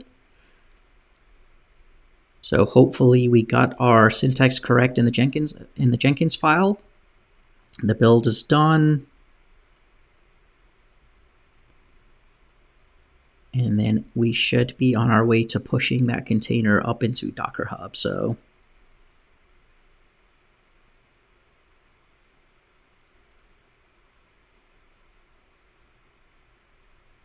let's see what happens. Hopefully you guys are enjoying what you're seeing so far. You're finding it useful, something that you can use either in your day-to-day jobs or potentially as you're interviewing. and looking at maybe starting a career in the DevOps world. Okay, so it looks like this has finished and is successful. So let's go ahead and look. You can see that everything passed. If we go into our Docker Hub and give it a refresh, we can see that it did indeed create the new repository. It was pushed just a few seconds ago, and we should see 2 tags. So here we can see exactly what we expected to see, which is the release, which we defined as version 1.0.0, the build number, which is 10, and then we also tagged it with the latest tag.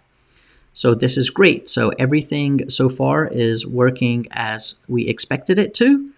So let's move on and see what the next stage is. So we have a Trivy artifact scan that we can run Trivy against. What I might do, this video is getting a little bit long. If this is something that's important to you, just let me know and I'll update this video with this build step for now. But what we're going to do is let's just go ahead and move on to deploying this into our Kubernetes cluster.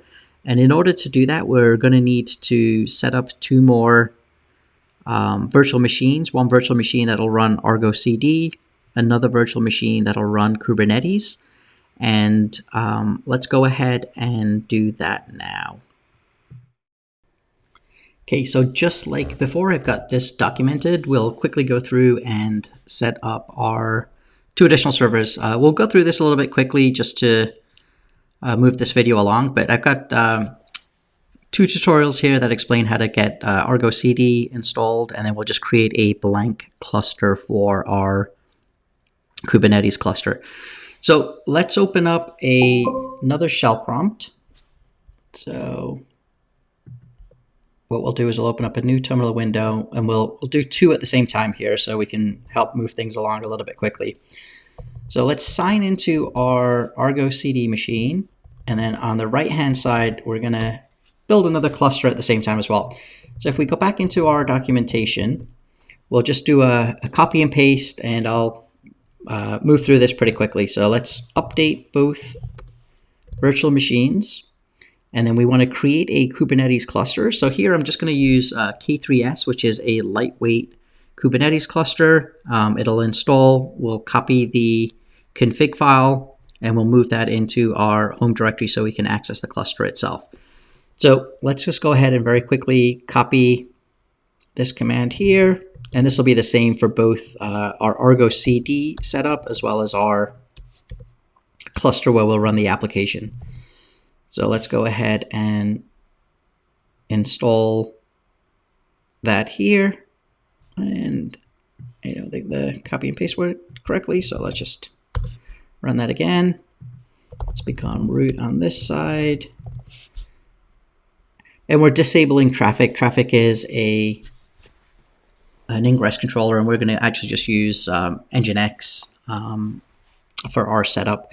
So you can see here that it's already installed, and the next thing that we need to do is we need to then create a folder for where our kubeconfig will reside. So let's go ahead and do this. So let's exit out of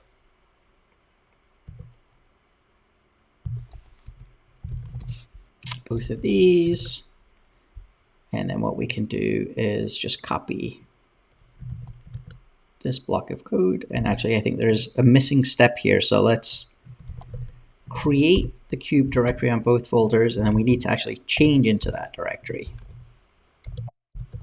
And I'll be sure to update the documentation by the time this video is released. So once we've changed into the directory, we can then just go ahead and copy these commands. And then now, just to test, we can do a kubectl get nodes, and we can see that this Argo CD cluster is up and running. And let's do the same on this machine. And over here, it's called app cluster. So the name of the cluster takes on the host name of the machine. And as you can see, I've created the host name of Argo CD cluster for this virtual machine and app cluster for this machine. Okay, so now that we've done that, let's go ahead and quickly get Argo CD installed. We're just going to deploy it using the manifest files. So let's copy and deploy Argo CD. And then what we're going to do is we're going to change it from cluster IP to node port. So once it's installed, we can use this patch command and we'll edit the service to now be running as a node port. And then we can fetch the password. So this is the password that's going to be the default password that gets created for Argo CD. So let's copy that and save that over here. And then what we now want to do is let's go ahead and get everything set up for enabling with TLS and exposing it via an ingress controller. So in order to do that, we need to run, or rather install Cert Manager. So I will install Cert Manager. And again, I'm only doing this on the Argo CD node for now. So once the Cert Manager is installed, we'll need to create a cluster-wide issuer using Let's Encrypt. Again, this is outside of the scope of this video, but if you're interested, let me know in the comments below and I can dive into some more detailed videos on how this all works. So now that Cert Manager is installed, we're going to go ahead and create the issuer. If you're following along and copy and pasting, just make sure that you change your email address here. So let's save that and then let's apply that. So this will go ahead and create a cluster-wide issuer, and we can check that that's working by taking a look at the cluster issuer. So let's do a cluster issuer, and we can see that it's created and enabled. Great. So the next thing that we need to do is we need to install the Nginx controller. I'm just using the Nginx controller from Kubernetes and not doing anything special here. So let's just go ahead and apply that. Once that gets installed, we should now get an IP address that's mapped to the ingress, and we can check by doing a kubectl get ingress. And we can see that there's no resources that are found yet. Oh, rather, sorry, we didn't create an ingress. We need to check the services. So let's check the services. And we can see that the load balancer IP address is still pending, but that will just take a moment. And there we go. We can see that the load balancer has been created. And the next thing we need to do is we need to actually create an ingress to expose this. So I just took this directly from the Argo CD documentation, but I've included it in this guide just to make things easier. Again, if you copy and paste, just make sure that you update the references to the hosts that are defined here. So let's create a file called ingress. And then we can copy this. Whoops. Let's make sure that we do this correctly. And then we can apply that ingress. And then this time, if we do a get ingress, we'll see that it is trying to get a certificate from the Acme servers using Cert Manager. And this usually just takes about anywhere from 30 to 60 seconds. But if we just give this a few seconds, in fact, we can just put a watch in front of this, and we should see that this comes back, and there we go. So now we should be able to access our Argo CD using our hostname over a secure HTTPS connection. So let's go back into our browser, and then let's go and try and access our Argo CD. And there we go. We can see that Argo CD is up and running. It is indeed using a secure connection. So here we can sign in using that password that we had collected earlier. So I'm just going to go ahead and copy this, and I'm going to sign in. Perfect. So now we have a blank Argo CD. There are no applications, no Git repos, nothing has been set up yet. So there's a couple of things that we need to do. So the first thing that we need to do is let's go ahead and add that second cluster that we'd created. So in order to do that, we need to copy over our kube config file and use that context to register with Argo CD. So again, just bear with me as I go through this. It may appear a little bit complicated, but hopefully it will make sense. So on this machine on the right-hand side, which is our application cluster, which is what we want to register with Argo CD, we need to take a look at the config file. So let's take the contents of this kube config file, and we're going to go to our host where Argo CD cluster is running, and we're going to create a new config here. We're going to call this Argo CD, app cluster, and then we'll paste the contents of that configuration in here. Now we need to change the IP address. This is the IP address that kubectl will talk to. So since we copied it from the local host of the app cluster, it won't work if we try to talk to it from the Argo CD cluster. So let's go ahead and change, let's change the IP address. And in my case, it is running on 192.168.1.20. And then we can save this. Now what we want to do is we want to export that kube config so that we can talk to the Argo CD cluster. So we can do that by doing export kube config .cube, and then we can specify the app cluster. And then let's make sure that that indeed worked as expected. So if we do a kubectl get nodes, we can see right now that it is using the Argo CD cluster. So that is incorrect. So what did we do wrong here? Did we made a typo in the kube config? Okay.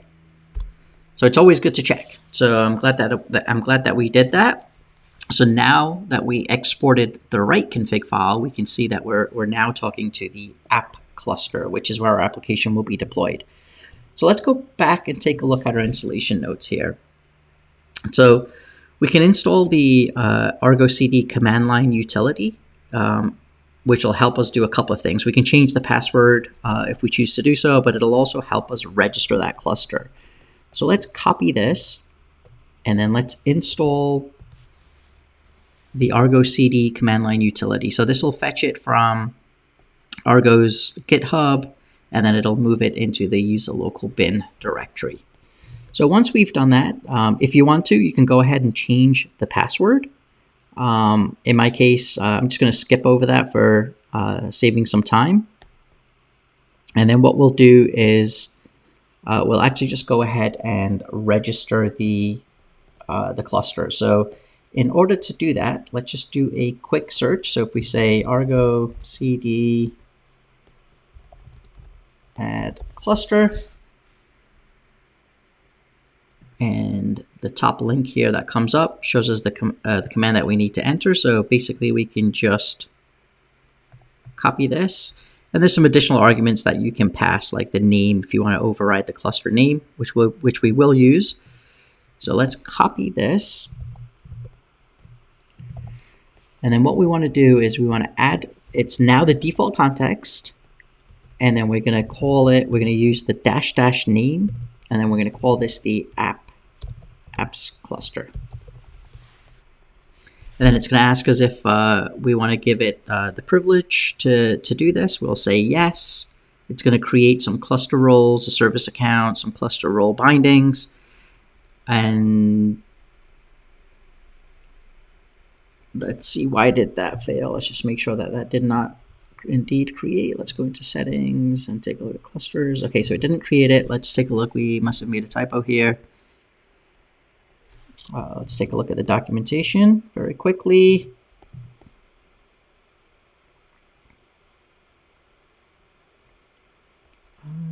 What did we do here?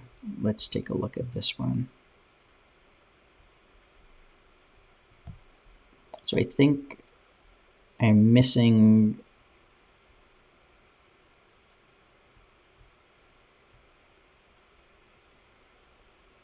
Okay, so what we need to do, let's actually take this because I think I may have typoed. Let's see. So the name is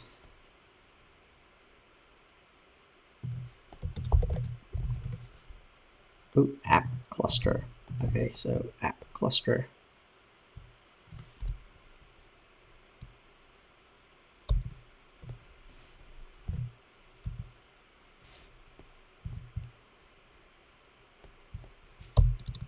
And we need to make sure we specify the default context, which is what it is set as. So let's see, why is it telling me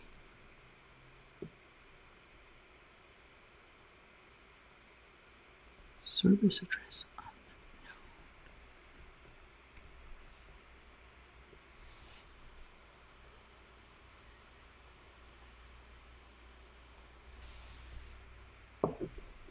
Let's just make sure I've got the right context exposed here. So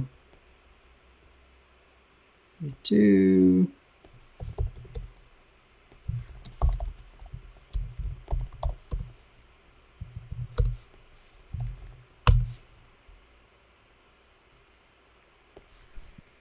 Okay, so let's see what is going on. Let's take a look at that config. Make sure we've got the right context. Okay, so it is default.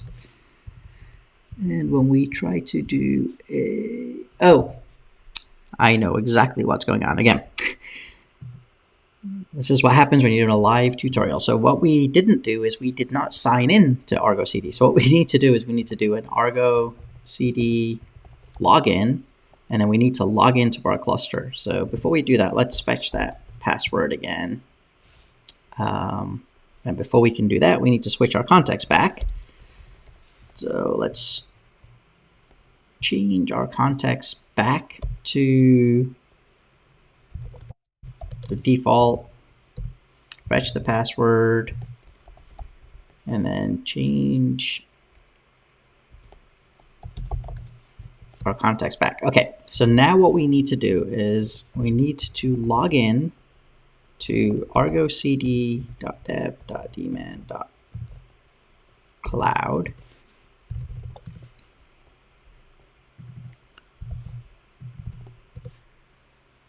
Okay, so now that we've actually connected our CLI to the Argo CD instance, we should be able to now register. And there we go, it was added. So again, sometimes these small things will catch you off guard. But at least now we know that we're in business. Okay, so we can see that the app cluster has now been added with the correct IP address. So what we now need to do is we need to set up a secondary repository where we will create a deployment and a service manifest. And I've already gone ahead and done that. So if you take a look at my Git repo, I've created a repository that is called GitOps Complete End-to-End Production. And there are two manifest file, rather a deployment and a service file that are listed in here. So if we take a look at the deployment, you can see it's a very basic Kubernetes deployment file. Again, this is outside of the scope of this tutorial, but I would assume that you have a good idea of how to create these manifest files. And then here what I've done is I've created a placeholder that basically tells us the image, but then the change me. And this is what will get changed with all the tags. So what we need to do is clone this repository, and then let's just first make sure that the application deploys as we expect it to. So if I go back over here, and we no longer need to be over here, but we'll leave that window open. So let's go back to our host machine and go into the projects folder. And I've already cloned that repository. So let's edit the deployment file. And then let's just very quickly update this tag. So we've already pushed a version of an image that we built already. So let's go back into Docker Hub.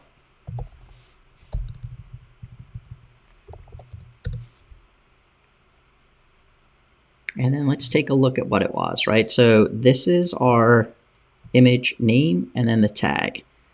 So let's just make sure that we have set this name up correctly in our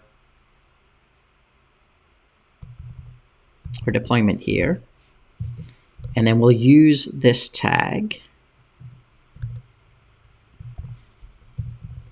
Okay, and then bear with me because you'll see in a second in our Jenkins pipeline, we'll actually update this automatically through our build process. But for now, what I'm going to do is I'm going to add this and I'm going to commit it. And I've updated the image tag. So if we go back and take a look at our repository and we'll refresh this page, you'll see that it's now got the right tag in here. So let's go ahead and create a application. So before we can do that, we need to make sure that we specify the credentials for our GitHub repository inside of Argo CD. So let's go under settings, and then we'll go to repositories. We want to connect a repository. We're going to connect via HTTPS. We're going to deploy it to the default namespace. And then we can take this URL directly from here. This is where our manifest files reside. Remember, this is a separate repository from our application. So let's go in here and create that repository. For the username, we want to use our username. And then just like we had to in Jenkins, we want to make sure that we use our personal access token to connect. So let's specify that and connect. And we can see that that's successfully connected. So now we can create an application. So let's create an application. We'll give it a name. So again, let's give it the same name as our application. So if we get that deployment file, we'll call our application simply this. And again, you could use whatever you like here. And then we're going to deploy it into the default project. We're going to automatically sync this. We'll prune and self-heal. And we're going to get it from the repository that we just configured. We'll use the head. And then our files are all located in the root directory, so we can just do a /. And then here, we want to make sure we select the application cluster. So let's select the application cluster. We'll deploy it into the default namespace, and then we can just go ahead and create that. So once we do that, we can see that it's already starting to sync. If we click in, we'll see that it has started fetching our image and is deploying it. And while that's going through, we can actually take a look on the terminal and take a look at what's happening. So if we do a kubectl get pods, we can see that it is indeed pulling our container and it's entering into a crash loop back off, but that could just be, let's see what's actually happening here. Let's take a look at the events.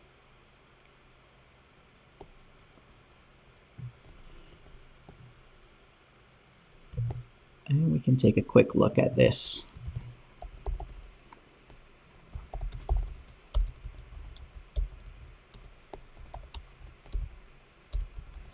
So if we describe the pod, let's see why it is back off or starting.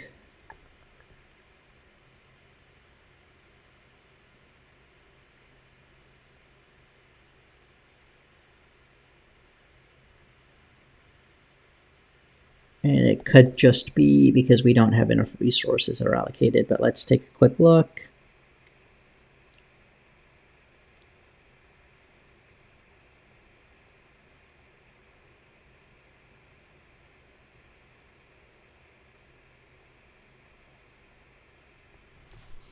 Okay, so we'll do some more troubleshooting and let's take a look at what's happening here. Let's take a look at the logs. Oh, it looks like when we built our container that we had a problem. It's unable to find the demo app.jar. So let's see what happened here. So if we go back to our project, so we expect it to create this demo app.jar. So let's take a look at where that actually is. So if we go back to our application, let's take a look at the complete project. Let's go to source.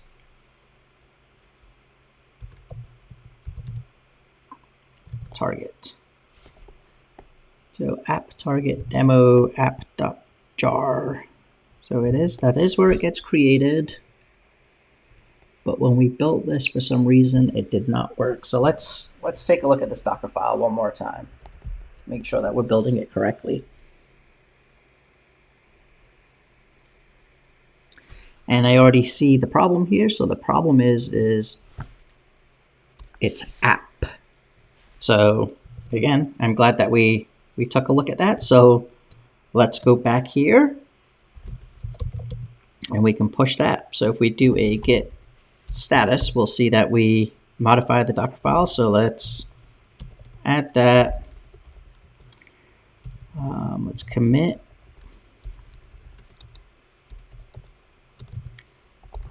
Fixed typo in Docker file. And then let's push. And then we'll have to rebuild that again. So this is the beauty of live demos where we're going through everything from the beginning and we can uncover any problems. But again, this is stuff that you'll run into as a DevOps engineer. So it's good that you see the troubleshooting steps and possible areas that you could run into any issues. So we know that this is now going to build. We can see that it's running build 11. So when this finishes, we can predict that our new container is going to have a tag of .11 as it gets pushed into Docker Hub. So let's go back and get that ready. So let's just go into here. Since we're doing this manually, let's go back into our GitOps repository. Let's edit that deployment and we'll change our image name to 11. And then let's get this staged. So we updated the image tag. And then before we push it, let's just make sure that everything gets pushed up as expected. And this should just take a few more seconds.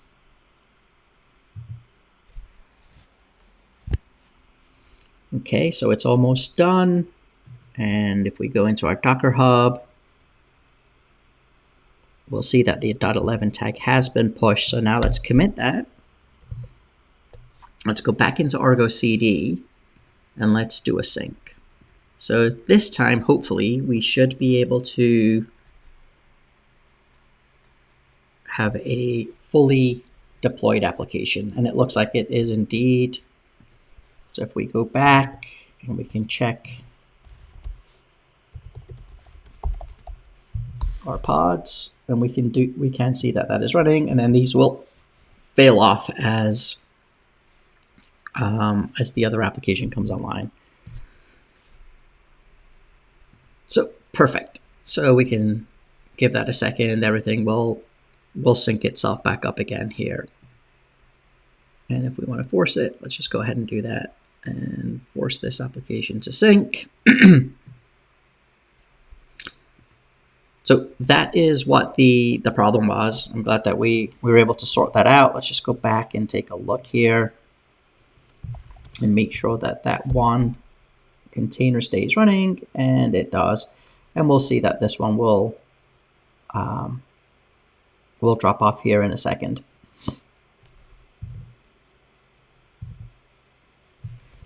And we can actually probably just delete that.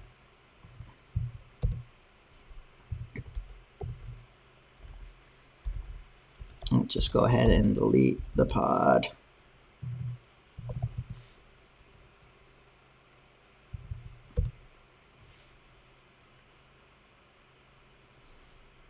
Okay, so it's not behaving, so let's do this the easy way. Let's just actually go ahead and recreate this application. So let's delete the application from here.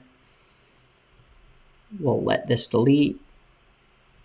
We'll make sure that everything is cleaned up on the cluster, which it is. So let's just go ahead and quickly create that application again. We'll deploy it into default, automatic, prune. Our path is // as we described earlier.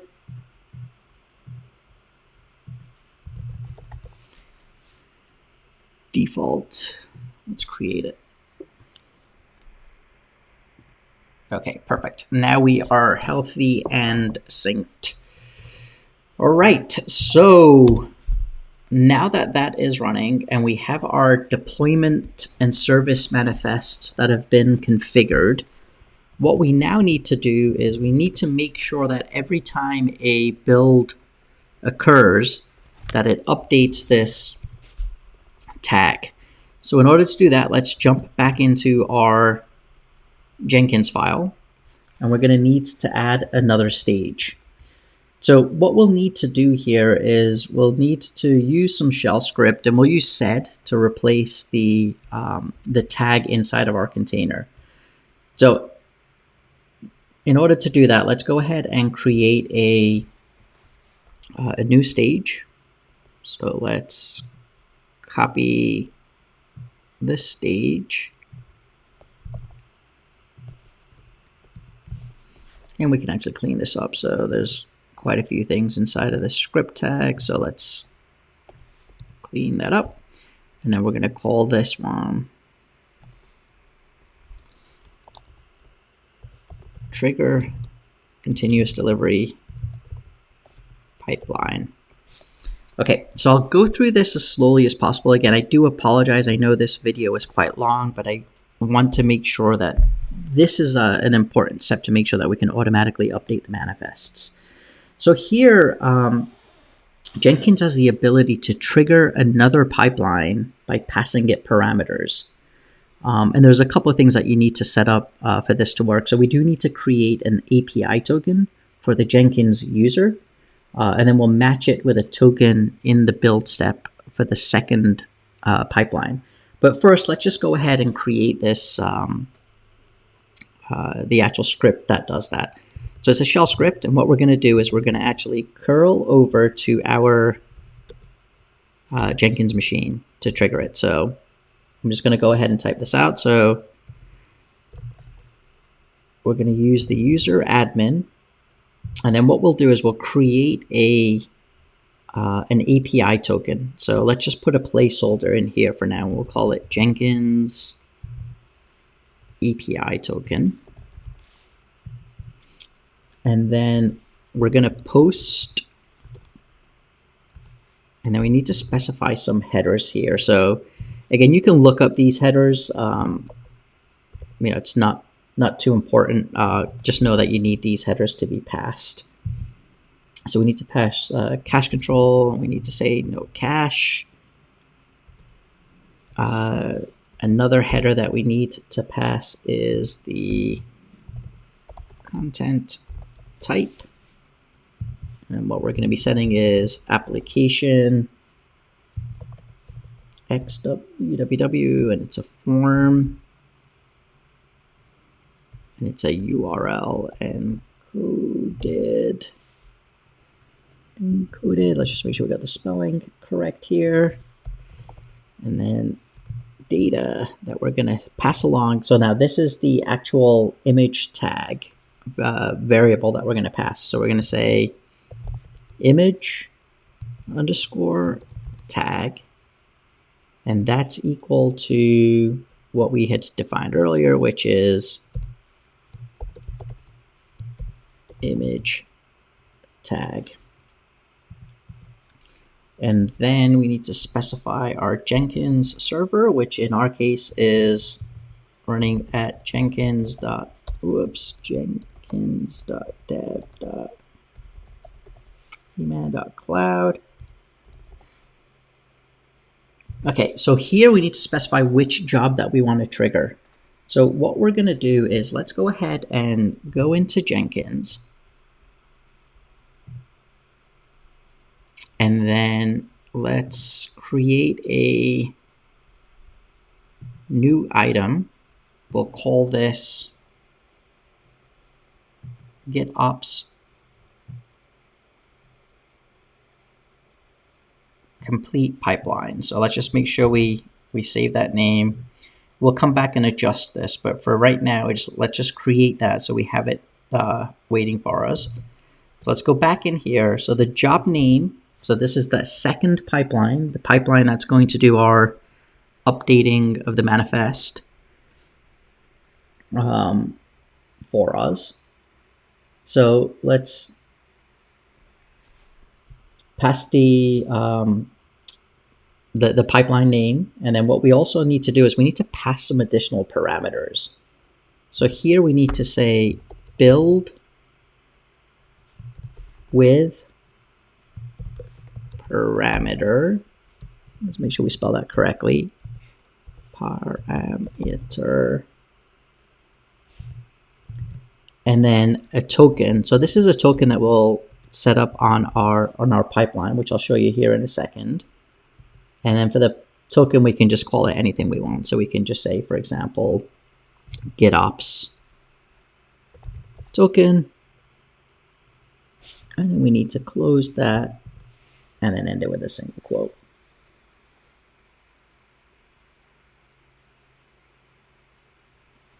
Perfect. So that should be all we need here. And if we've got all the, okay, so we're missing a curly bracket somewhere. So let me just make sure, Jenkins, we've got that. I do not need that there. I'm just going to go through and make sure I don't have any spelling mistakes in here, and I'm sure I will, which we'll find when we run the pipeline. But so there's a cache control with no cache. The header type is URL encoded. We're going to pass it the image tag, and then that should be good. Okay, so let's save that. And then what we're going to do is let's go into our Jenkins and configure this pipeline. So we'll do the same thing here. So this, remember, this is the GitOps pipeline now. So we'll keep a maximum of 2 builds.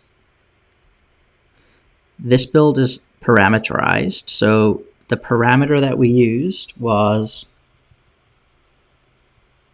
image tag. So this is what will be passed in. And again, this image tag will be passed in based on what we're building above. So let's add a string parameter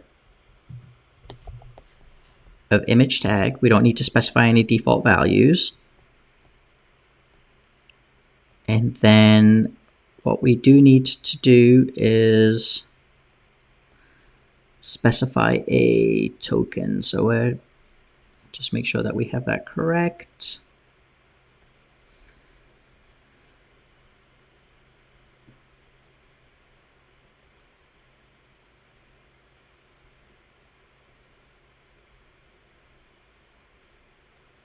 And then we need to trigger remotely because we're gonna, this is our first pipeline is gonna call this pipeline.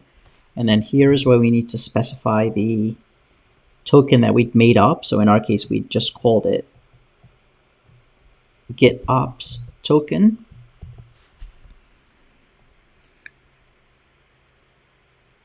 And then here, we're going to, again, use the SCM. We're going to use Git. This time we want to make sure that we used our GitOps repo. So let's specify that one. And we don't have a Jenkins file here yet, but we'll create one. We can use the same GitHub credentials that we'd set up earlier. We want to make sure that we're using the main branch. We'll call it Jenkins file. So let's apply and save. Okay, so now we have this pipeline built. What we need to do is we now need to create the Jenkins file that will replace the tags and deploy the file and push it to GitHub. So let's go back into our command prompt. And what we want to do here is let's take a look here for 1 second. So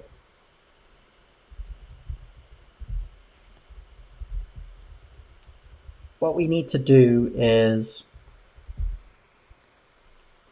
we need to create a Jenkins file. So let's see.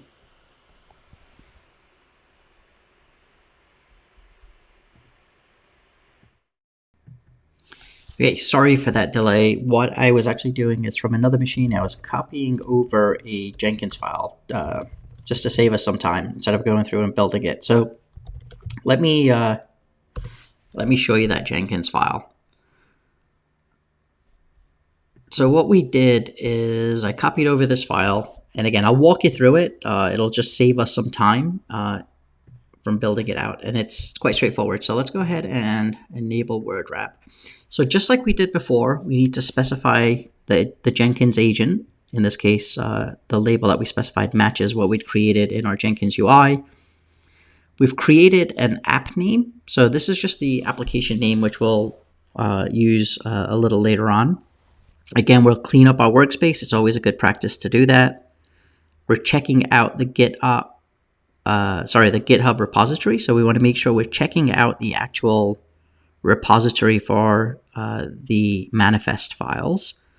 And then this is the trick here. The trick is really just a very basic shell script. So if you want to run multiple commands on different lines, you can just use 3 quotes. So we're just going to cat the deployment file to see what it looks like. And then we're going to use sed to basically just search and replace the image tag with an image tag that we're passing in as the build argument. And then we're going to modify the deployment.yaml. And then the next stage will be just for us to push that deployment file to Git. This is very straightforward. Again, we're just setting our global username, email address. We're going to add that deployment YAML. We're going to commit it with a message. And then we're going to use our credentials. So again, this Jenkins file is not anything complicated. So I just wanted to save some time and copy that over for us. So there's one more modification that we'll have to make in our other Jenkins file. So here you can see that we've got this app name that's been specified. So we'll need to also do this in our Jenkins file for the application repository. So let's go into that one, which we can find over here. So we'll just need to go ahead and add that in here. And then we do need to create the application token. So we didn't create the Jenkins token before. So that's the other thing that we need to do. So let's go back into our Jenkins. Let's click on our username, click on configure. And then we want to create an API token. So we can give it a token name of Jenkins API token.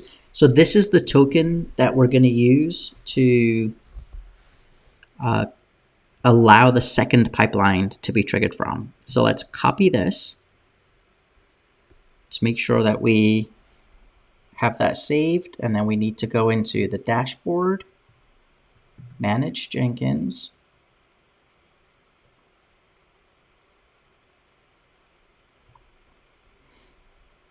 System is running just a little bit slow here. And then for manage Jenkins, we want to manage credentials. We want to create a new credential. We're going to create a secret text. We need to paste in that secret text. And then here we can call this Jenkins API token. Let's give it the same name. And then we can create that.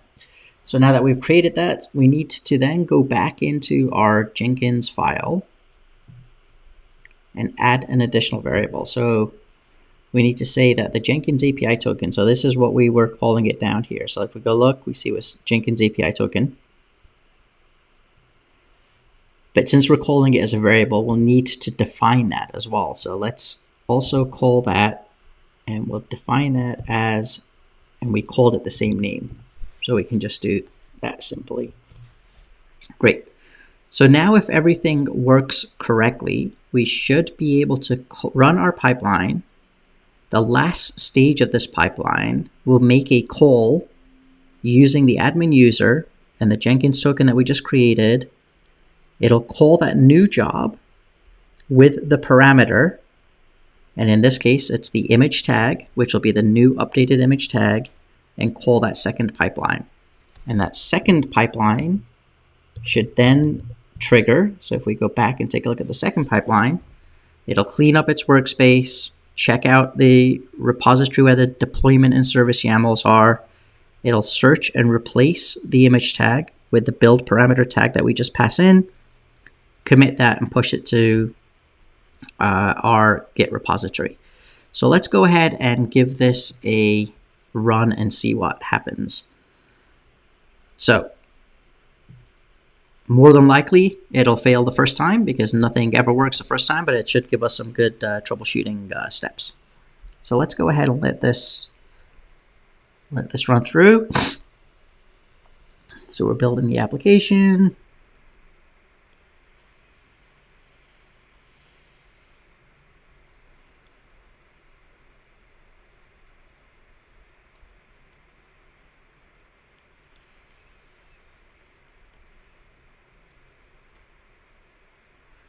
Okay, so it's going to go through our SonarQube analysis. It's onto the build stage. So now this should create a new Docker image. It'll tag it with 1.0.0.12. If you remember, that's what we had set up for our image tag to be. It'll also tag it with latest. And if all goes well, it should then call our second pipeline job, which will update the tag and then commit that to our GitOps repository, which will then be picked up by Argo CD and be continuously deployed. So let's see, we should be almost done. So it looks like the build finished. So let's go back to our job. Let's look at the GitOps pipeline and see if this one actually triggered. So it doesn't look like it has triggered. So let's see why that did not happen. Maybe we didn't specify the right name. So let's go back and take a look. Oh, I know why. Because we did not save and commit those files. So we need to commit everything before we change it. So if we go back here, so in the GitOps pipeline, so this one, we need to make sure that we commit our Jenkins file. So let's commit. So this is the Jenkins file. And then we need to push that. But then in our application, we also made changes to our Jenkins file. So if we take a look, just to show you what happened here, if we do a git diff on that Jenkins file, we added that whole stage, but we never actually committed it. So that's why it didn't trigger the second job. So let's add this as well. And then added CD stage. And then let's push that up. So now we should have everything committed. And if we go back into our pipeline, let's go ahead and rebuild this again. So this time it's going to run another job. In this case, it's going to be build 13. I guess we'll see if the number 13 is going to be lucky for us. So let's see what's happening. It looks like there's a failure, so not so lucky. Let's see what happened here. Let's look at the console output. App name equals to... Oh, I do not think that we actually need that in here. So let me fix that. If we go back into our Visual Studio Code, and it is not this one, it's this one that it's complaining about. So complete, and let's just look at that error message again. Yep, so we'd already specified this, so it was a duplicate. So it's been a long video, so you can imagine. So let's commit that again. So it's a duplicate entry that we'd made, which is why that had actually happened. So let's remove duplicate env. Okay, so now let's go back in and build this job. Okay, so this time it is running indeed. So as you can see, there are lots of moving parts when you're building a complete DevOps pipeline. So it is important that you're careful. You use Git as we've been doing, so in case you need to go back and revert any changes. But hopefully you are learning something by watching this tutorial. If you do find it useful, again, please do comment. If you found this too long, I'm happy to take negative feedback as well. So any comment is a good comment. So please just let me know what you think. If this is useful, if these types of videos are useful.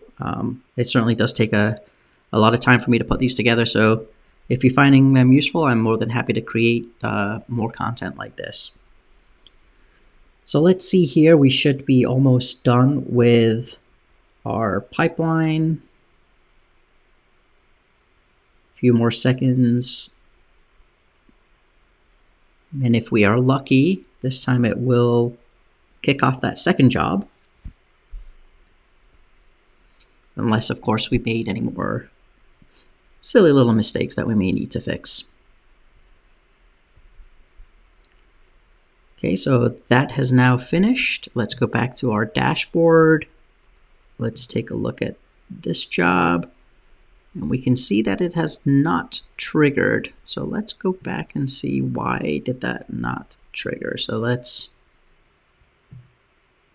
look at the output of the console here.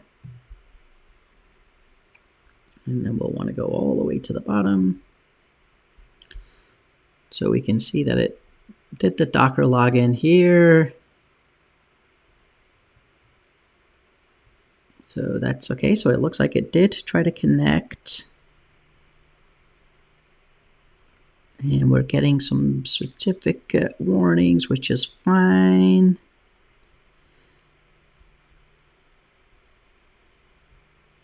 And it looks like it does not like our token.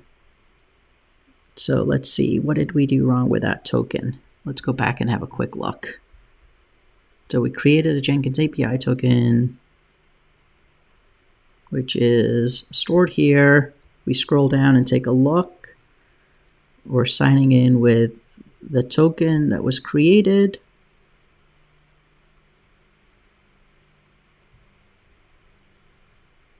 And what could be the problem here?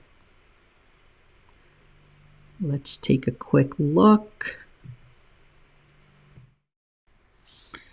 Okay, so I see what the problem is. The problem is that we didn't specify the environment variable correctly. So this is actually incorrect. The way that we need to specify this is we need to say credentials, and then we need to specify the credential this way. So let's make sure that we've got that spelt correctly. Let's save that. And then let's take a look at our status here. So git commit, fixed typo, but this time it was in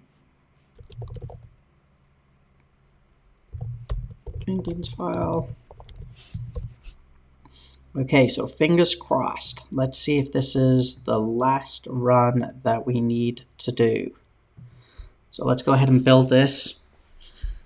Appreciate you guys hanging in there with me. Again, this is a long video. Hopefully you did load up on some coffee or some Red Bull. I will be leaving some chapters in the bottom of the video description, so you'll be able to fast forward and look at certain parts of this. But again, I'm not going to edit any of this because I think it is important. I keep reiterating that, but it is important to see the troubleshooting steps that need to take place as you're building these pipelines, because they can get very complex and there are a lot of moving parts and things that you need to remember. Okay, so let's see what happens this time. Let's actually go ahead and watch the console while this is running. So let's look at the console output.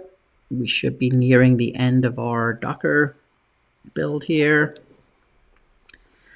And then once it pushes it, we're going to hope that this time it actually authenticates to our second pipeline and triggers the job.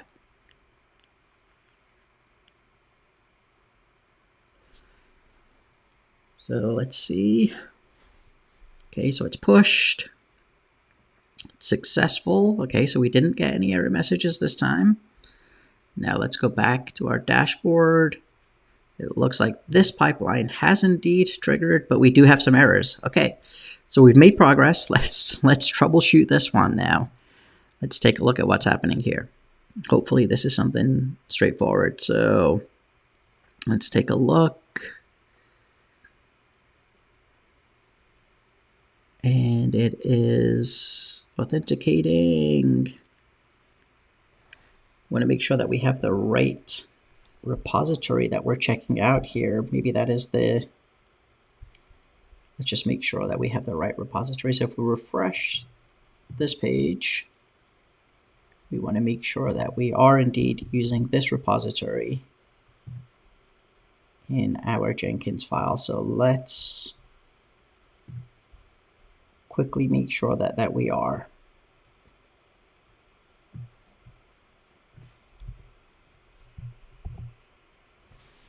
Okay, so everything looks good here.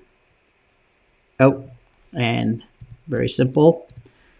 We have the wrong credential. So this is GitHub. So we need to make sure we set the correct credentials.